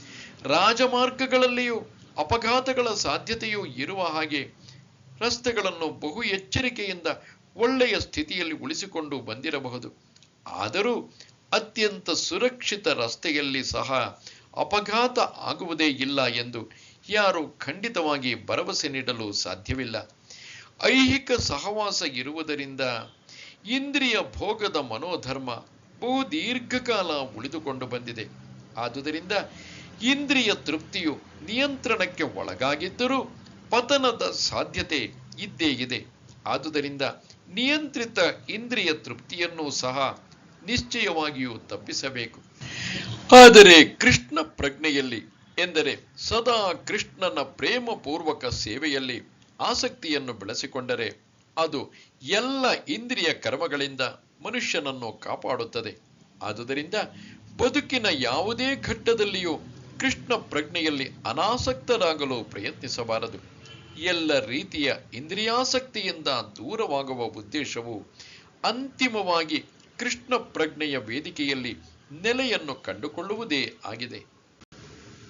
ಶ್ರೇಯಾನ್ ಸ್ವಧರ್ಮೋ ವಿಗುಣಃ ಪರಧರ್ಮಾತ್ ಸ್ವನುಷ್ಠಿತಾತ್ ಸ್ವಧರ್ಮೇ ನಿಧನಂ ಶ್ರೇಯಃ ಪರಧರ್ಮೋ ಭಯಾವಹಃ. ತನ್ನ ನಿಯತ ಕರ್ತವ್ಯಗಳನ್ನು ತಪ್ಪಾಗಿಯಾದರೂ ನಿರ್ವಹಿಸುವುದು ಪರಧರ್ಮವನ್ನು ಪರಿಪೂರ್ಣವಾಗಿ ಮಾಡುವುದಕ್ಕಿಂತ ಉತ್ತಮವಾದದ್ದು. ಸ್ವಧರ್ಮದಲ್ಲಿ ನಾಶವು ಮತ್ತೊಬ್ಬರ ಧರ್ಮವನ್ನು ಆಚರಿಸುವುದಕ್ಕಿಂತ ಉತ್ತಮ, ಏಕೆಂದರೆ ಪರಧರ್ಮವು ಭಯಂಕರವಾದದ್ದು. ಇತರರಿಗೆ ಗೊತ್ತು ಮಾಡಿದ ಕರ್ತವ್ಯಗಳನ್ನು ಮಾಡುವುದಕ್ಕಿಂತ ಮನುಷ್ಯನು ತನ್ನ ನಿಯತ ಕರ್ತವ್ಯಗಳನ್ನು ಕೃಷ್ಣ ಪ್ರಜ್ಞೆಯಲ್ಲಿ ಮಾಡಬೇಕು. ಲೌಕಿಕ ಕರ್ತವ್ಯಗಳೆಂದರೆ ನಿಸರ್ಗ ಗುಣಗಳ ಅಧೀನದಲ್ಲಿ ಮನುಷ್ಯನ ಮಾನಸಿಕ ಭೌತಿಕ ಸ್ಥಿತಿಗೆ ಅನುಗುಣವಾಗಿ ನಿರ್ಧರಿಸಿದ ಕರ್ತವ್ಯಗಳಾಗಿವೆ. ಆಧ್ಯಾತ್ಮಿಕ ಕರ್ತವ್ಯಗಳು ಕೃಷ್ಣನ ಆಧ್ಯಾತ್ಮಿಕ ಸೇವೆಗಾಗಿ ಗುರುಗಳು ಆಜ್ಞಾಪಿಸಿದವು. ಐಹಿಕ ಕರ್ತವ್ಯಗಳಾಗಲಿ ಆಧ್ಯಾತ್ಮಿಕ ಕರ್ತವ್ಯಗಳಾಗಲಿ ಮನುಷ್ಯನು ಇನ್ನೊಬ್ಬರಿಗೆ ವಿಧಿಸಿದ ಕರ್ತವ್ಯಗಳನ್ನು ಅನುಕರಿಸದೆ ತನಗೆ ವಿಧಿಸಿದ ಕರ್ತವ್ಯಗಳನ್ನೇ ಸಾಯುವವರೆಗೂ ಪಾಲಿಸಬೇಕು. ಆಧ್ಯಾತ್ಮಿಕ ವೇದಿಕೆಯ ಕರ್ತವ್ಯಗಳು ಮತ್ತು ಐಹಿಕ ವೇದಿಕೆಯ ಕರ್ತವ್ಯಗಳು ಭಿನ್ನವಾಗಿರಬಹುದು, ಆದರೆ ಅಧಿಕೃತ ನಿರ್ದೇಶನವನ್ನು ಪಾಲಿಸುವ ತತ್ವವು ಆಚರಿಸುವವನಿಗೆ ಯಾವಾಗಲೂ ಒಳ್ಳೆಯದು. ಐಹಿಕ ಪ್ರಕೃತಿಯ ಗುಣಗಳ ಹಿಡಿತದಲ್ಲಿದ್ದಾಗ ಮನುಷ್ಯನು ತನ್ನ ನಿರ್ದಿಷ್ಟ ಸನ್ನಿವೇಶಕ್ಕೆ ವಿಧಿಸಿದ ನಿಯಮಗಳನ್ನು ಅನುಸರಿಸಬೇಕು, ಇತರರನ್ನು ಅನುಕರಿಸಬಾರದು. ಉದಾಹರಣೆಗೆ, ಸತ್ವಗುಣದ ಬ್ರಾಹ್ಮಣನು ಅಹಿಂಸೆಯನ್ನು ಅನುಸರಿಸುತ್ತಾನೆ, ರಜೋಗುಣದ ಕ್ಷತ್ರಿಯನು ಹಿಂಸೆಯನ್ನು ಆಚರಿಸಬಹುದು. ಆದುದರಿಂದ ಕ್ಷತ್ರಿಯನಿಗೆ ಅಹಿಂಸೆಯ ತತ್ವಗಳನ್ನು ಆಚರಿಸುವ ಬ್ರಾಹ್ಮಣನನ್ನು ಅನುಕರಿಸುವುದಕ್ಕಿಂತ ಹಿಂಸೆಯ ನಿಯಮಗಳನ್ನು ಅನುಸರಿಸಿ ಸೋಲುವುದು ಉತ್ತಮ. ಪ್ರತಿಯೊಬ್ಬನು ಕ್ರಮವಾದ ಪ್ರಕ್ರಿಯೆಯಿಂದ ತನ್ನ ಹೃದಯವನ್ನು ಶುದ್ಧಿಗೊಳಿಸಿಕೊಳ್ಳಬೇಕು, ಇದ್ದಕ್ಕಿದ್ದಂತೆ ಅಲ್ಲ.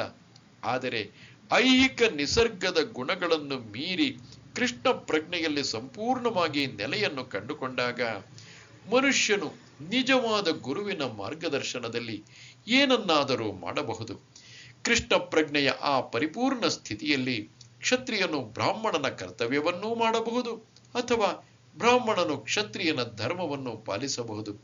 ಆಧ್ಯಾತ್ಮಿಕ ಸ್ಥಿತಿಯಲ್ಲಿ ಐಹಿಕ ಜಗತ್ತಿನ ವ್ಯತ್ಯಾಸಗಳು ಅಮುಖ್ಯವಾಗುತ್ತವೆ. ಉದಾಹರಣೆಗೆ, ವಿಶ್ವಾಮಿತ್ರನು ಮೂಲತಃ ಕ್ಷತ್ರಿಯನು, ಆದರೆ ಅನಂತರ ಅವನು ಬ್ರಾಹ್ಮಣನಂತೆ ವರ್ತಿಸಿದನು. ಪರಶುರಾಮನು ಬ್ರಾಹ್ಮಣ, ಆದರೆ ಅನಂತರ ಅವನು ಕ್ಷತ್ರಿಯನಂತೆ ನಡೆದುಕೊಂಡ. ಆಧ್ಯಾತ್ಮಿಕ ನೆಲೆಯನ್ನು ಸಾಧಿಸಿದ ಅವರು ಹಾಗೆ ಮಾಡಲು ಸಾಧ್ಯವಾಯಿತು. ಆದರೆ ಐಹಿಕ ನೆಲೆಯಲ್ಲಿ ಇರುವಷ್ಟು ಕಾಲ ಮನುಷ್ಯನು ಐಹಿಕ ನಿಸರ್ಗದ ಗುಣಗಳಿಗೆ ಅನುಗುಣವಾಗಿ ತನ್ನ ಕರ್ತವ್ಯಗಳನ್ನು ಮಾಡಬೇಕು. ಜೊತೆಗೆ ಅವನಿಗೆ ಕೃಷ್ಣ ಪ್ರಜ್ಞೆಯ ಸಂಪೂರ್ಣ ಅರಿವಿರಬೇಕು. ಅರ್ಜುನ ಉವಾಚ ಅಥ ಕೇನ ಪ್ರಯಕ್ತೋಯಂ ಪಾಪಂಚರತಿ ಪೂರುಷಃ ಅನಿಚ್ಛನ್ನಪಿ ವಾರ್ಷ್ಣೇಯ ಬಲಾದಿವ ನಿಯೋಜಿತಃ. ಅರ್ಜುನನು ಹೇಳುತ್ತಾನೆ, ವೃಷ್ಣಿಯ ಸಂತತಿಯವನಾದ ಕೃಷ್ಣನೇ, ಮನುಷ್ಯನು ಇಷ್ಟವಿಲ್ಲದಿದ್ದರೂ ಬಲಾತ್ಕಾರದಿಂದ ಪಾಪ ಕಾರ್ಯಗಳನ್ನು ಮಾಡಲು ಯಾವುದರಿಂದ ಪ್ರಚೋದಿತನಾಗುತ್ತಾನೆ? ಜೀವಿಯು ಪರಮ ಪ್ರಭುವಿನ ವಿಭಿನ್ನ ಅಂಶ, ಆದುದರಿಂದ ಅದು ಮೂಲತಃ ಆಧ್ಯಾತ್ಮಿಕವಾದದ್ದು, ಪರಿಶುದ್ಧವಾದದ್ದು ಮತ್ತು ಎಲ್ಲ ಐಹಿಕ ಕಶ್ಮಲಗಳಿಂದ ಮುಕ್ತವಾದದ್ದು. ಆದುದರಿಂದ ಮನುಷ್ಯನು ಈ ಐಹಿಕ ಜಗತ್ತಿನ ಪಾಪಗಳಿಗೆ ಒಳಪಟ್ಟವನಲ್ಲ. ಆದರೆ ಐಹಿಕ ನಿಸರ್ಗದ ಸಂಪರ್ಕದಲ್ಲಿದ್ದಾಗ ಆತನು ಹಿಂದೆಗೆಯದೆ ಅನೇಕ ಪಾಪಗಳನ್ನು ಮಾಡುತ್ತಾನೆ.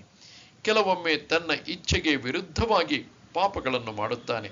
ಆದುದರಿಂದ ವಕ್ರ ಜೀವಿಗಳ ವಕ್ರ ಬುದ್ಧಿಯನ್ನು ಕುರಿತು ಅರ್ಜುನನು ಕೃಷ್ಣನಿಗೆ ಕೇಳಿದ ಪ್ರಶ್ನೆಯು ತುಂಬಾ ಭರವಸೆಯಿಂದ ಕೂಡಿದೆ. ಕೆಲವೊಮ್ಮೆ ಜೀವಿಯು ಪಾಪವನ್ನು ಮಾಡಲು ಬಯಸದಿದ್ದರೂ ಆತನು ಕ್ರಿಯೆಯಲ್ಲಿ ತೊಡಗಲೇಬೇಕಾಗುತ್ತದೆ. ಆದರೆ ಪಾಪಕರ್ಮಗಳನ್ನು ಅಂತರಂಗದಲ್ಲಿರುವ ಪರಮಾತ್ಮನು ಪ್ರಚೋದಿಸುವುದಿಲ್ಲ. ಇದಕ್ಕೆ ಬೇರೊಂದು ಕಾರಣವುಂಟು. ಇದನ್ನು ಮುಂದಿನ ಶ್ಲೋಕದಲ್ಲಿ ಭಗವಂತನು ವಿವರಿಸುತ್ತಾನೆ.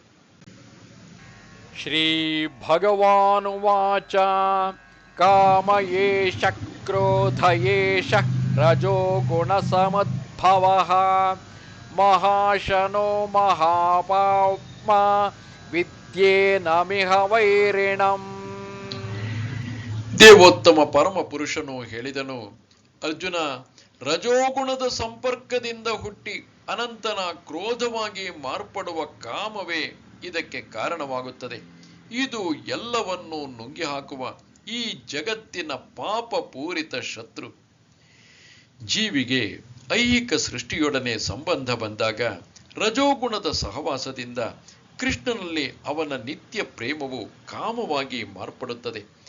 ಇದನ್ನೇ ಬೇರೆ ಮಾತುಗಳಲ್ಲಿ ಹೇಳುವುದಾದರೆ, ಹುಳಿ ಹುಣಸೆ ಹಣ್ಣಿನ ಸಂಪರ್ಕದಿಂದ ಹಾಲು ಮೊಸರಾಗುವಂತೆ ಭಗವಂತನ ಪ್ರೇಮದ ಅರಿವು ಕಾಮವಾಗಿ ಮಾರ್ಪಡುತ್ತದೆ. ಕಾಮಕ್ಕೆ ತೃಪ್ತಿಯು ದೊರೆಯದಿದ್ದಾಗ ಅದು ಕ್ರೋಧವಾಗುತ್ತದೆ. ಕ್ರೋಧವು ಮಾಯೆಯಾಗಿ ಪರಿವರ್ತನೆಯಾಗುತ್ತದೆ. ಮಾಯೆಯಿಂದ ಐಹಿಕ ಅಸ್ತಿತ್ವವು ಮುಂದುವರಿಯುತ್ತದೆ. ಆದುದರಿಂದ ಕಾಮವು ಮನುಷ್ಯನ ಅತ್ಯಂತ ದೊಡ್ಡ ಶತ್ರು. ಶುದ್ಧವಾದ ಜೀವಿಯು ಐಹಿಕ ಜಗತ್ತಿನ ಬಲೆಯಲ್ಲಿಯೇ ಉಳಿದುಕೊಳ್ಳುವಂತೆ ಪ್ರೇರೇಪಿಸುವುದು ಕಾಮವೇ. ಕೋಪವು ತಮೋಗುಣದ ಅಭಿವ್ಯಕ್ತಿ. ಈ ಗುಣಗಳು ಕ್ರೋಧ ಮತ್ತು ಅದಕ್ಕೆ ಸಂಬಂಧಿಸಿದ ಇತರ ಫಲಗಳಾಗಿ ಕಾಣಿಸಿಕೊಳ್ಳುತ್ತವೆ. ರಜೋಗುಣವು ತಮೋಗುಣವಾಗಿ ಕೀಳು ಮಟ್ಟಕ್ಕೆ ಇಳಿಯದೆ ಬದುಕಿನ ಮತ್ತು ಕೆಲಸ ಮಾಡುವ ನಿಯತ ರೀತಿಯಿಂದ ಸತ್ವಗುಣಕ್ಕೆ ಏರಿದರೆ ಮನುಷ್ಯನು ಅಧಃಪತನದಿಂದ ಆಧ್ಯಾತ್ಮಿಕ ಆಸಕ್ತಿಯ ಮೂಲಕ ಉದ್ಧಾರವಾಗಬಹುದು. ದೇವೋತ್ತಮ ಪರಮಪುರುಷನು ಸದಾ ಬೆಳೆಯುತ್ತಿರುವ ತನ್ನ ದಿವ್ಯಾನಂದಕ್ಕಾಗಿ ತನ್ನನ್ನು ಅನೇಕವಾಗಿ ವಿಸ್ತರಿಸಿಕೊಂಡ. ಜೀವಿಗಳು ಈ ದಿವ್ಯಾನಂದದ ವಿಭಿನ್ನ ಅಂಶಗಳು. ಅವಕ್ಕೆ ಸ್ವಲ್ಪ ಮಟ್ಟಿನ ಸ್ವಾತಂತ್ರ್ಯವಿದೆ. ಆದರೆ ಈ ಸ್ವಾತಂತ್ರ್ಯವನ್ನು ದುರುಪಯೋಗ ಮಾಡಿಕೊಂಡಾಗ ಸೇವಾ ಭಾವವು ಇಂದ್ರಿಯ ಭೋಗದ ಪ್ರವೃತ್ತಿಯಾಗಿ ಪರಿವರ್ತನೆಯಾಗುತ್ತದೆ. ಆಗ ಅವರು ಕಾಮವಶರಾಗುತ್ತಾರೆ. ಬದ್ಧಾತ್ಮಗಳು ತಮ್ಮ ಈ ಕಾಮ ಪ್ರವೃತ್ತಿಗಳನ್ನು ಪೂರೈಸಿಕೊಳ್ಳಲೆಂದೇ ಭಗವಂತನು ಐಹಿಕ ಜಗತ್ತನ್ನು ಸೃಷ್ಟಿಸಿದ್ದಾನೆ. ದೀರ್ಘಕಾಲದ ಕಾಮಪೂರಿತ ಚಟುವಟಿಕೆಗಳಿಂದ ಜೀವಿಗಳು ದಿಗ್ಭ್ರಮೆಗೊಂಡಾಗ ಅವು ತಮ್ಮ ನಿಜವಾದ ಸ್ಥಾನವನ್ನು ಕುರಿತು ಅನ್ವೇಷಿಸಲು ಪ್ರಾರಂಭಿಸುತ್ತವೆ. ಈ ಅನ್ವೇಷಣೆಯೇ ವೇದಾಂತ ಸೂತ್ರಗಳ ಪ್ರಾರಂಭ. ಅಲ್ಲಿ ಅಥಾತೋ ಬ್ರಹ್ಮ ಜಿಜ್ಞಾಸ, ಮನುಷ್ಯನು ಪರಾತ್ಪರವನ್ನು ಕುರಿತು ಜಿಜ್ಞಾಸೆಯನ್ನು ಮಾಡಬೇಕು ಎಂದು ಹೇಳಿದೆ. ಶ್ರೀಮದ್ ಭಾಗವತದಲ್ಲಿ ಪರಾತ್ಪರವನ್ನು ಜನ್ಮಾದ್ಯಸ್ಯ ಯಥೋನ್ವಯಾತ್ ಇತರದಶ್ಚ ಅಥವಾ ಎಲ್ಲದರ ಮೂಲವು ಪರಬ್ರಹ್ಮ ಎಂದು ವಿವರಿಸಿದೆ. ಆದುದರಿಂದ ಕಾಮದ ಮೂಲವು ಪರಾತ್ಪರವೇ. ಆದುದರಿಂದ ಕಾಮವನ್ನು ಪರಾತ್ಪರದ ಪ್ರೇಮವನ್ನಾಗಿ ಪರಿವರ್ತಿಸಿದರೆ ಅಥವಾ ಕೃಷ್ಣ ಪ್ರಜ್ಞೆಯಾಗಿ, ಬೇರೆ ಮಾತುಗಳಲ್ಲಿ ಹೇಳುವುದಾದರೆ ಎಲ್ಲವನ್ನೂ ಕೃಷ್ಣನಿಗಾಗಿ ಬಯಸುವುದನ್ನಾಗಿ ಪರಿವರ್ತಿಸಿದರೆ ಕಾಮವನ್ನು ಕ್ರೋಧವನ್ನು ಅಧ್ಯಾತ್ಮವಾಗಿ ಪರಿವರ್ತಿಸಬಹುದು. ಶ್ರೀರಾಮನ ಮಹಾಭಕ್ತನಾದ ಹನುಮಂತನು ರಾವಣನ ಸ್ವರ್ಣ ನಗರವನ್ನು ಸುಟ್ಟು ತನ್ನ ಕೋಪವನ್ನು ತೋರಿಸಿಕೊಂಡನು. ಆದರೆ ಹೀಗೆ ಮಾಡಿ ಆತನು ಭಗವಂತನ ಅತ್ಯಂತ ಶ್ರೇಷ್ಠ ಭಕ್ತನಾದನು.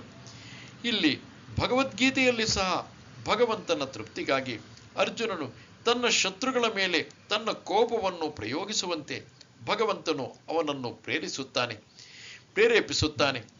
ಆದುದರಿಂದ ಕಾಮ ಕ್ರೋಧಗಳನ್ನು ಕೃಷ್ಣ ಪ್ರಜ್ಞೆಯಲ್ಲಿ ಬಳಸಿಕೊಂಡಾಗ ಅವು ನಮ್ಮ ಶತ್ರುಗಳಾಗದೆ ಮಿತ್ರರಾಗುತ್ತವೆ. ಧೂಮೇನ ವ್ರಿಯತೆ ವನ್ಹಿ ಯಥಾದರ್ಶೋ ಮಲೇನ ಚ ಯಥೋಲ್ಬೇನಾವ್ರತೋ ಗರ್ಭ ತಥಾ ತೇನೇದಮಾವೃತಂ.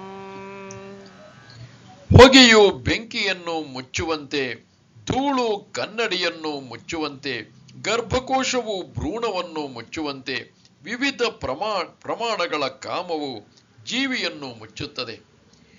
ಮೂರು ಪ್ರಮಾಣಗಳ ಆವರಣಗಳು ಜೀವಿಯನ್ನು ಮುಚ್ಚಿ ಅವನ ಶುದ್ಧ ಪ್ರಜ್ಞೆಯನ್ನು ಮಸುಕುಗೊಳಿಸುತ್ತವೆ. ಬೆಂಕಿಯಲ್ಲಿನ ಹೊಗೆ, ಕನ್ನಡಿಯ ಮೇಲಿನ ಧೂಳು, ಭ್ರೂಣದ ಸುತ್ತಣ ಇರುವ ಗರ್ಭಕೋಶದಂತೆ ಇರುವ ಈ ಆವರಣವು ಕಾಮದ ವಿವಿಧ ತೋರಿಕೆಗಳು ಅಷ್ಟೇ. ಕಾಮವನ್ನು ಹೊಗೆಗೆ ಹೋಲಿಸಿದಾಗ ಕಿಡಿಯಂತೆ ಇರುವ ಜೀವಿಯ ಬೆಂಕಿಯು ಸ್ವಲ್ಪ ಮಟ್ಟಿಗೆ ಕಾಣುತ್ತದೆ ಎಂದು ಅರ್ಥ. ಬೇರೆ ಮಾತುಗಳಲ್ಲಿ ಹೇಳುವುದಾದರೆ, ಜೀವಿಯು ತನ್ನ ಕೃಷ್ಣ ಪ್ರಜ್ಞೆಯನ್ನು ಸ್ವಲ್ಪ ಮಟ್ಟಿಗೆ ಪ್ರದರ್ಶಿಸಿದಾಗ ಅವನನ್ನು ಹೊಗೆಯು ಮುಚ್ಚಿದ ಅಗ್ನಿಗೆ ಹೋಲಿಸಬಹುದು. ಹೊಗೆ ಇರುವಲ್ಲಿ ಅಗ್ನಿಯು ಇರಲೇಬೇಕು. ಆದರೂ ಪ್ರಾರಂಭದ ಘಟ್ಟದಲ್ಲಿ ಅಗ್ನಿಯು ಹೊರಕ್ಕೆ ಕಾಣಿಸಿಕೊಳ್ಳುವುದಿಲ್ಲ.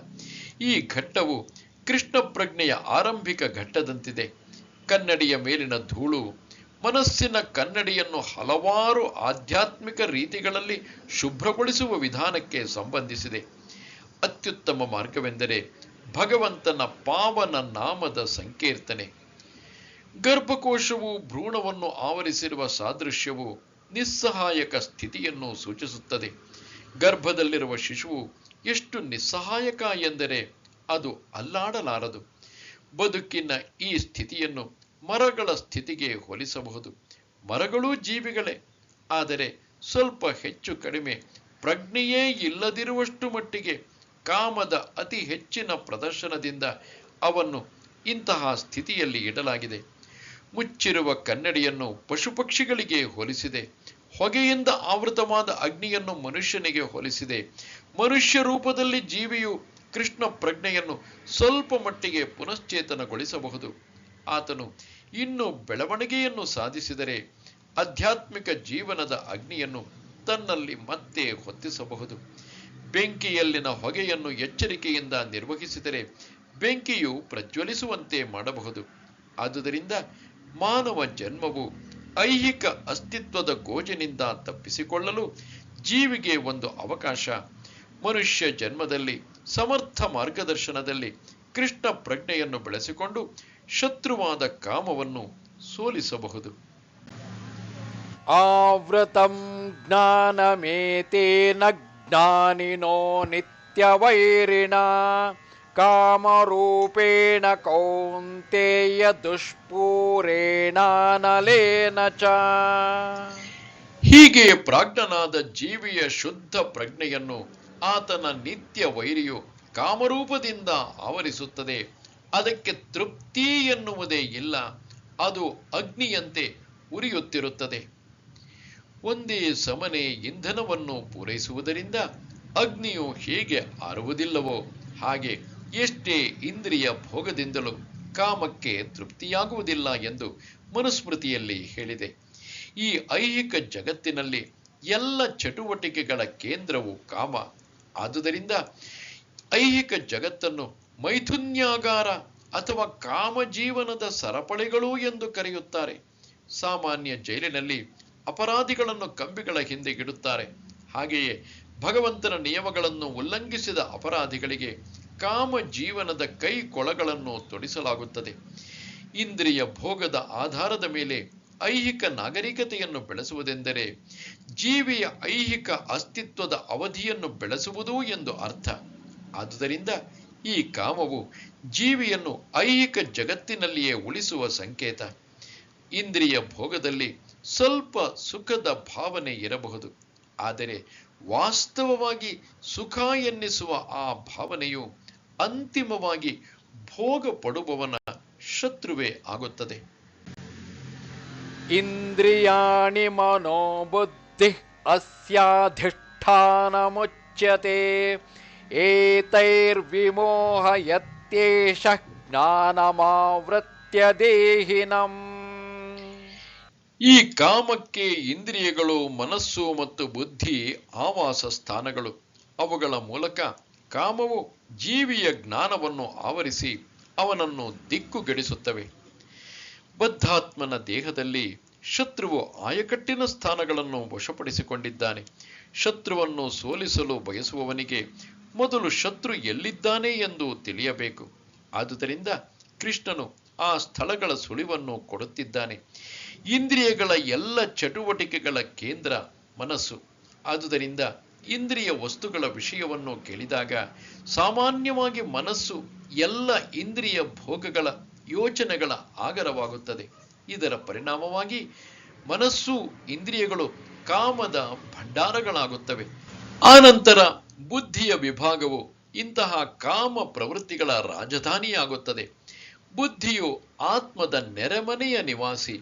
ಕಾಮಪೂರಿತ ಬುದ್ಧಿಯು ಆತ್ಮನ ಅಹಂಕಾರವನ್ನು ಪಡೆಯುವಂತೆ ಮತ್ತು ಜಡ ವಸ್ತುವಿನೊಂದಿಗೆ ಆ ಮೂಲಕ ಮನಸ್ಸು ಮತ್ತು ಇಂದ್ರಿಯಗಳೊಂದಿಗೆ ತನ್ನನ್ನು ಗುರುತಿಸಿಕೊಳ್ಳುವಂತೆ ಪ್ರಭಾವವನ್ನು ಬೀರುತ್ತದೆ.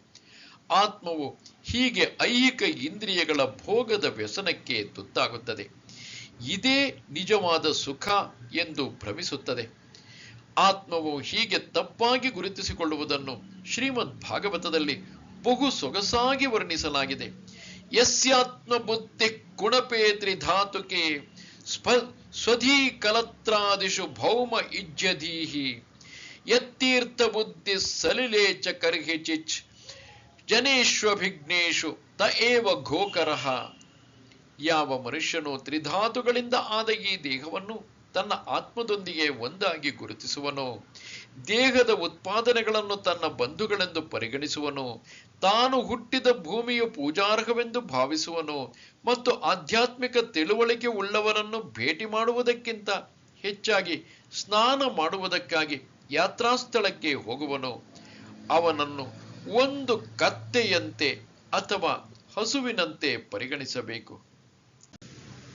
ತಸ್ಮಾತ್ ತ್ವಮಿಂದ್ರಿಯಾಣ್ಯಾದೌ ನಿಯಮ್ಯ ಭರತರ್ಷಭ ಪಾಪ್ಮಾನಂ ಪ್ರಜಹಿಹ್ಯೇನಂ ಜ್ಞಾನ ವಿಜ್ಞಾನನಾಶನಂ.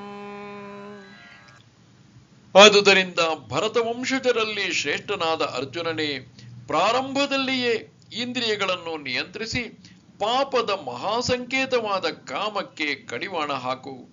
ಜ್ಞಾನ ಮತ್ತು ಆತ್ಮಸಾಕ್ಷಾತ್ಕಾರಗಳನ್ನು ನಾಶ ಮಾಡುವ ಈ ಕಾಮವನ್ನು ಧ್ವಂಸ ಮಾಡು. ಕಾಮವು ಆತ್ಮಸಾಕ್ಷಾತ್ಕಾರದ ಮತ್ತು ಆತ್ಮದ ನಿಶ್ಚಿತ ಜ್ಞಾನದ ಹಂಬಲವನ್ನು ನಾಶ ಮಾಡುತ್ತದೆ.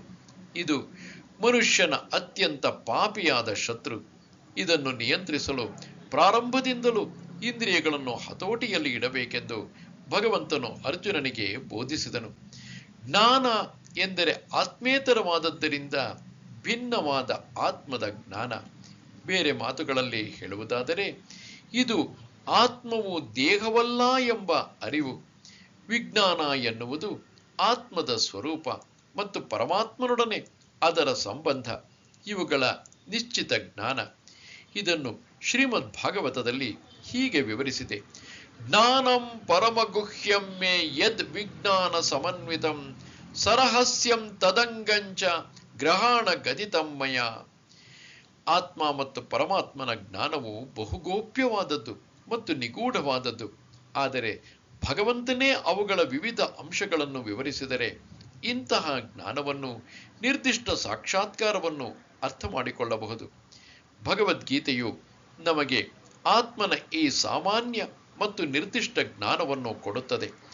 ಜೀವಿಗಳು ಭಗವಂತನ ವಿಭಿನ್ನ ಅಂಶಗಳು. ಆದುದರಿಂದ ಅವರ ಅಸ್ತಿತ್ವದ ಉದ್ದೇಶವೇ ಭಗವಂತನ ಸೇವೆ. ಈ ಪ್ರಜ್ಞೆಗೆ ಕೃಷ್ಣ ಪ್ರಜ್ಞೆ ಎಂದು ಹೆಸರು. ಆದುದರಿಂದ ಬದುಕಿನ ಪ್ರಾರಂಭದಲ್ಲಿಯೇ ಮನುಷ್ಯನು ಈ ಕೃಷ್ಣ ಪ್ರಜ್ಞೆಯನ್ನು ಕಲಿಯಬೇಕು. ಇದರಿಂದ ಸಂಪೂರ್ಣವಾಗಿ ಕೃಷ್ಣ ಪ್ರಜ್ಞೆಯನ್ನು ಬೆಳೆಸಿಕೊಂಡು ಅದಕ್ಕೆ ಅನುಗುಣವಾಗಿ ನಡೆದುಕೊಳ್ಳುವುದು ಸಾಧ್ಯವಾಗುತ್ತದೆ. ಪ್ರತಿಯೊಂದು ಜೀವಿಗೂ ಭಗವಂತನ ಪ್ರೇಮವು ಸಹಜ. ಕಾಮವು ಈ ಪ್ರೇಮದ ವಕ್ರ ಪ್ರತಿಬಿಂಬ. ಆದರೆ ಪ್ರಾರಂಭದಿಂದ ಕೃಷ್ಣ ಪ್ರಜ್ಞೆಯಲ್ಲಿ ಶಿಕ್ಷಣ ಪಡೆದವನಿಗೆ ಭಗವಂತನಲ್ಲಿನ ಸಹಜವಾದ ಪ್ರೇಮವು ಕಾಮವಾಗಿ ಕೀಳಾಗಲಾರದು. ಭಗವಂತನಲ್ಲಿನ ಪ್ರೇಮವು ಕಾಮದ ಕೀಳು ಸ್ಥಿತಿಗೆ ಬಂದಾಗ ಸಹಜ ಸ್ಥಿತಿಗೆ ಹಿಂದಿರುಗುವುದು ಬಹು ಕಷ್ಟ. ಆದರೂ ಕೃಷ್ಣ ಪ್ರಜ್ಞೆಯ ಶಕ್ತಿ ಎಷ್ಟೆಂದರೆ, ತಡವಾಗಿ ಪ್ರಾರಂಭಿಸಿದವನು ಭಕ್ತಿ ಸೇವೆಯ ನಿಯಂತ್ರಕ ತತ್ವಗಳನ್ನು ಅನುಸರಿಸಿದರೆ ಭಗವಂತನ ಪ್ರೇಮಿಯಾಗಬಹುದು. ಆದುದರಿಂದ ಬದುಕಿನ ಯಾವುದೇ ಹಂತದಿಂದಾಗಲಿ ಅಥವಾ ಅದರ ತುರ್ತನ್ನು ಅರ್ಥ ಮಾಡಿಕೊಂಡ ಕಾಲದಿಂದಾಗಲಿ ಮನುಷ್ಯನು ಕೃಷ್ಣ ಪ್ರಜ್ಞೆಯಿಂದ ಇಂದ್ರಿಯಗಳನ್ನು ನಿಯಂತ್ರಿಸಿ ಭಗವಂತನ ಪ್ರೇಮಪೂರ್ವಕ ಸೇವೆಯನ್ನು ಪ್ರಾರಂಭಿಸಬಹುದು. ಕಾಮವನ್ನು ಭಗವಂತನ ಪ್ರೇಮಕ್ಕೆ ಪರಿವರ್ತಿಸಬಹುದು. ಭಗವತ್ ಪ್ರೇಮವೇ ಮನುಷ್ಯ ಜೀವನದ ಅತ್ಯಂತ ಪರಿಪೂರ್ಣ ಹಂತ. ಇಂದ್ರಿಯಾಣಿ ಪರಾಣ್ಯಾಹು ಇಂದ್ರಿಯೇಭ್ಯ ಪರಂ ಮನಃ ಮನಸಸ್ತು ಪರಾ ಬುದ್ಧಿ ಯೋ ಬುದ್ಧಿ ಪರತಸ್ತು ಸಹ. ಕ್ರಿಯಾಶಾಲೆಯಾದ ಇಂದ್ರಿಯಗಳು ಜಡವಸ್ತುವಿಗಿಂತ ಶ್ರೇಷ್ಠ, ಮನಸ್ಸು ಇಂದ್ರಿಯಗಳಿಗಿಂತ ಶ್ರೇಷ್ಠ, ಬುದ್ಧಿಯು ಮನಸ್ಸಿಗಿಂತ ಇನ್ನೂ ಬಹು ಶ್ರೇಷ್ಠ ಮತ್ತು ಆತ್ಮನು ಬುದ್ಧಿಗಿಂತ ಬಹುಶ್ರೇಷ್ಠನು. ಇಂದ್ರಿಯಗಳು ಕಾಮದ ಚಟುವಟಿಕೆಗಳ ವಿವಿಧ ದ್ವಾರಗಳು. ಕಾಮವು ದೇಹದಲ್ಲಿ ಅಡಗಿದೆ, ಆದರೆ ಅದು ಇಂದ್ರಿಯಗಳ ಮೂಲಕ ಹೊರಹೊಮ್ಮುತ್ತದೆ. ಆದುದರಿಂದ ಇಡೀ ದೇಹಕ್ಕಿಂತ ಇಂದ್ರಿಯಗಳು ಶ್ರೇಷ್ಠ. ಶ್ರೇಷ್ಠ ಪ್ರಜ್ಞೆ ಅಥವಾ ಕೃಷ್ಣ ಪ್ರಜ್ಞೆ ಇರುವಾಗ ಈ ದ್ವಾರಗಳ ಬಳಕೆಯಾಗುವುದಿಲ್ಲ. ಕೃಷ್ಣ ಪ್ರಜ್ಞೆಯಲ್ಲಿ ಆತ್ಮವು ದೇವೋತ್ತಮ ಪರಮಪುರುಷನೊಡನೆ ನೇರ ಸಂಪರ್ಕವನ್ನು ಮಾಡುತ್ತದೆ. ಆದುದರಿಂದ ಇಲ್ಲಿ ವರ್ಣಿಸಿರುವಂತೆ ದೈಹಿಕ ಕ್ರಿಯೆಗಳ ಶ್ರೇಣಿಬದ್ಧ ವ್ಯವಸ್ಥೆಯು ಕಡೆಗೆ ಪರಮಾತ್ಮನಲ್ಲಿ ಮುಕ್ತಾಯವಾಗುತ್ತದೆ.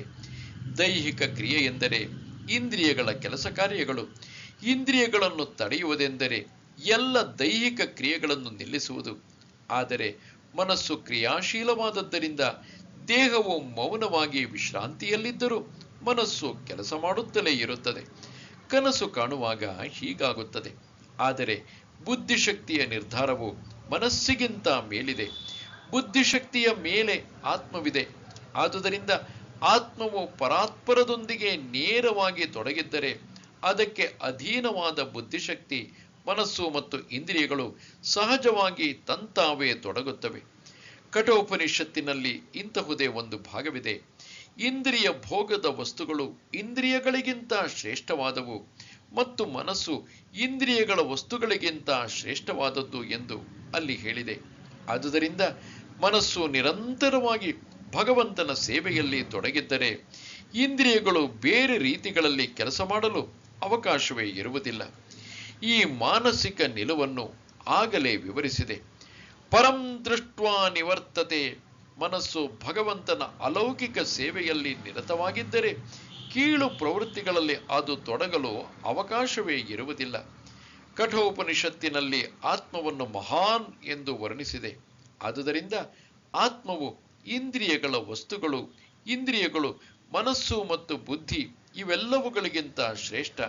ಆದುದರಿಂದ ಆತ್ಮನ ಸ್ವರೂಪವನ್ನು ನೇರವಾಗಿ ಅರಿತುಕೊಳ್ಳುವುದೇ ಈ ಇಡೀ ಸಮಸ್ಯೆಗೆ ಪರಿಹಾರ.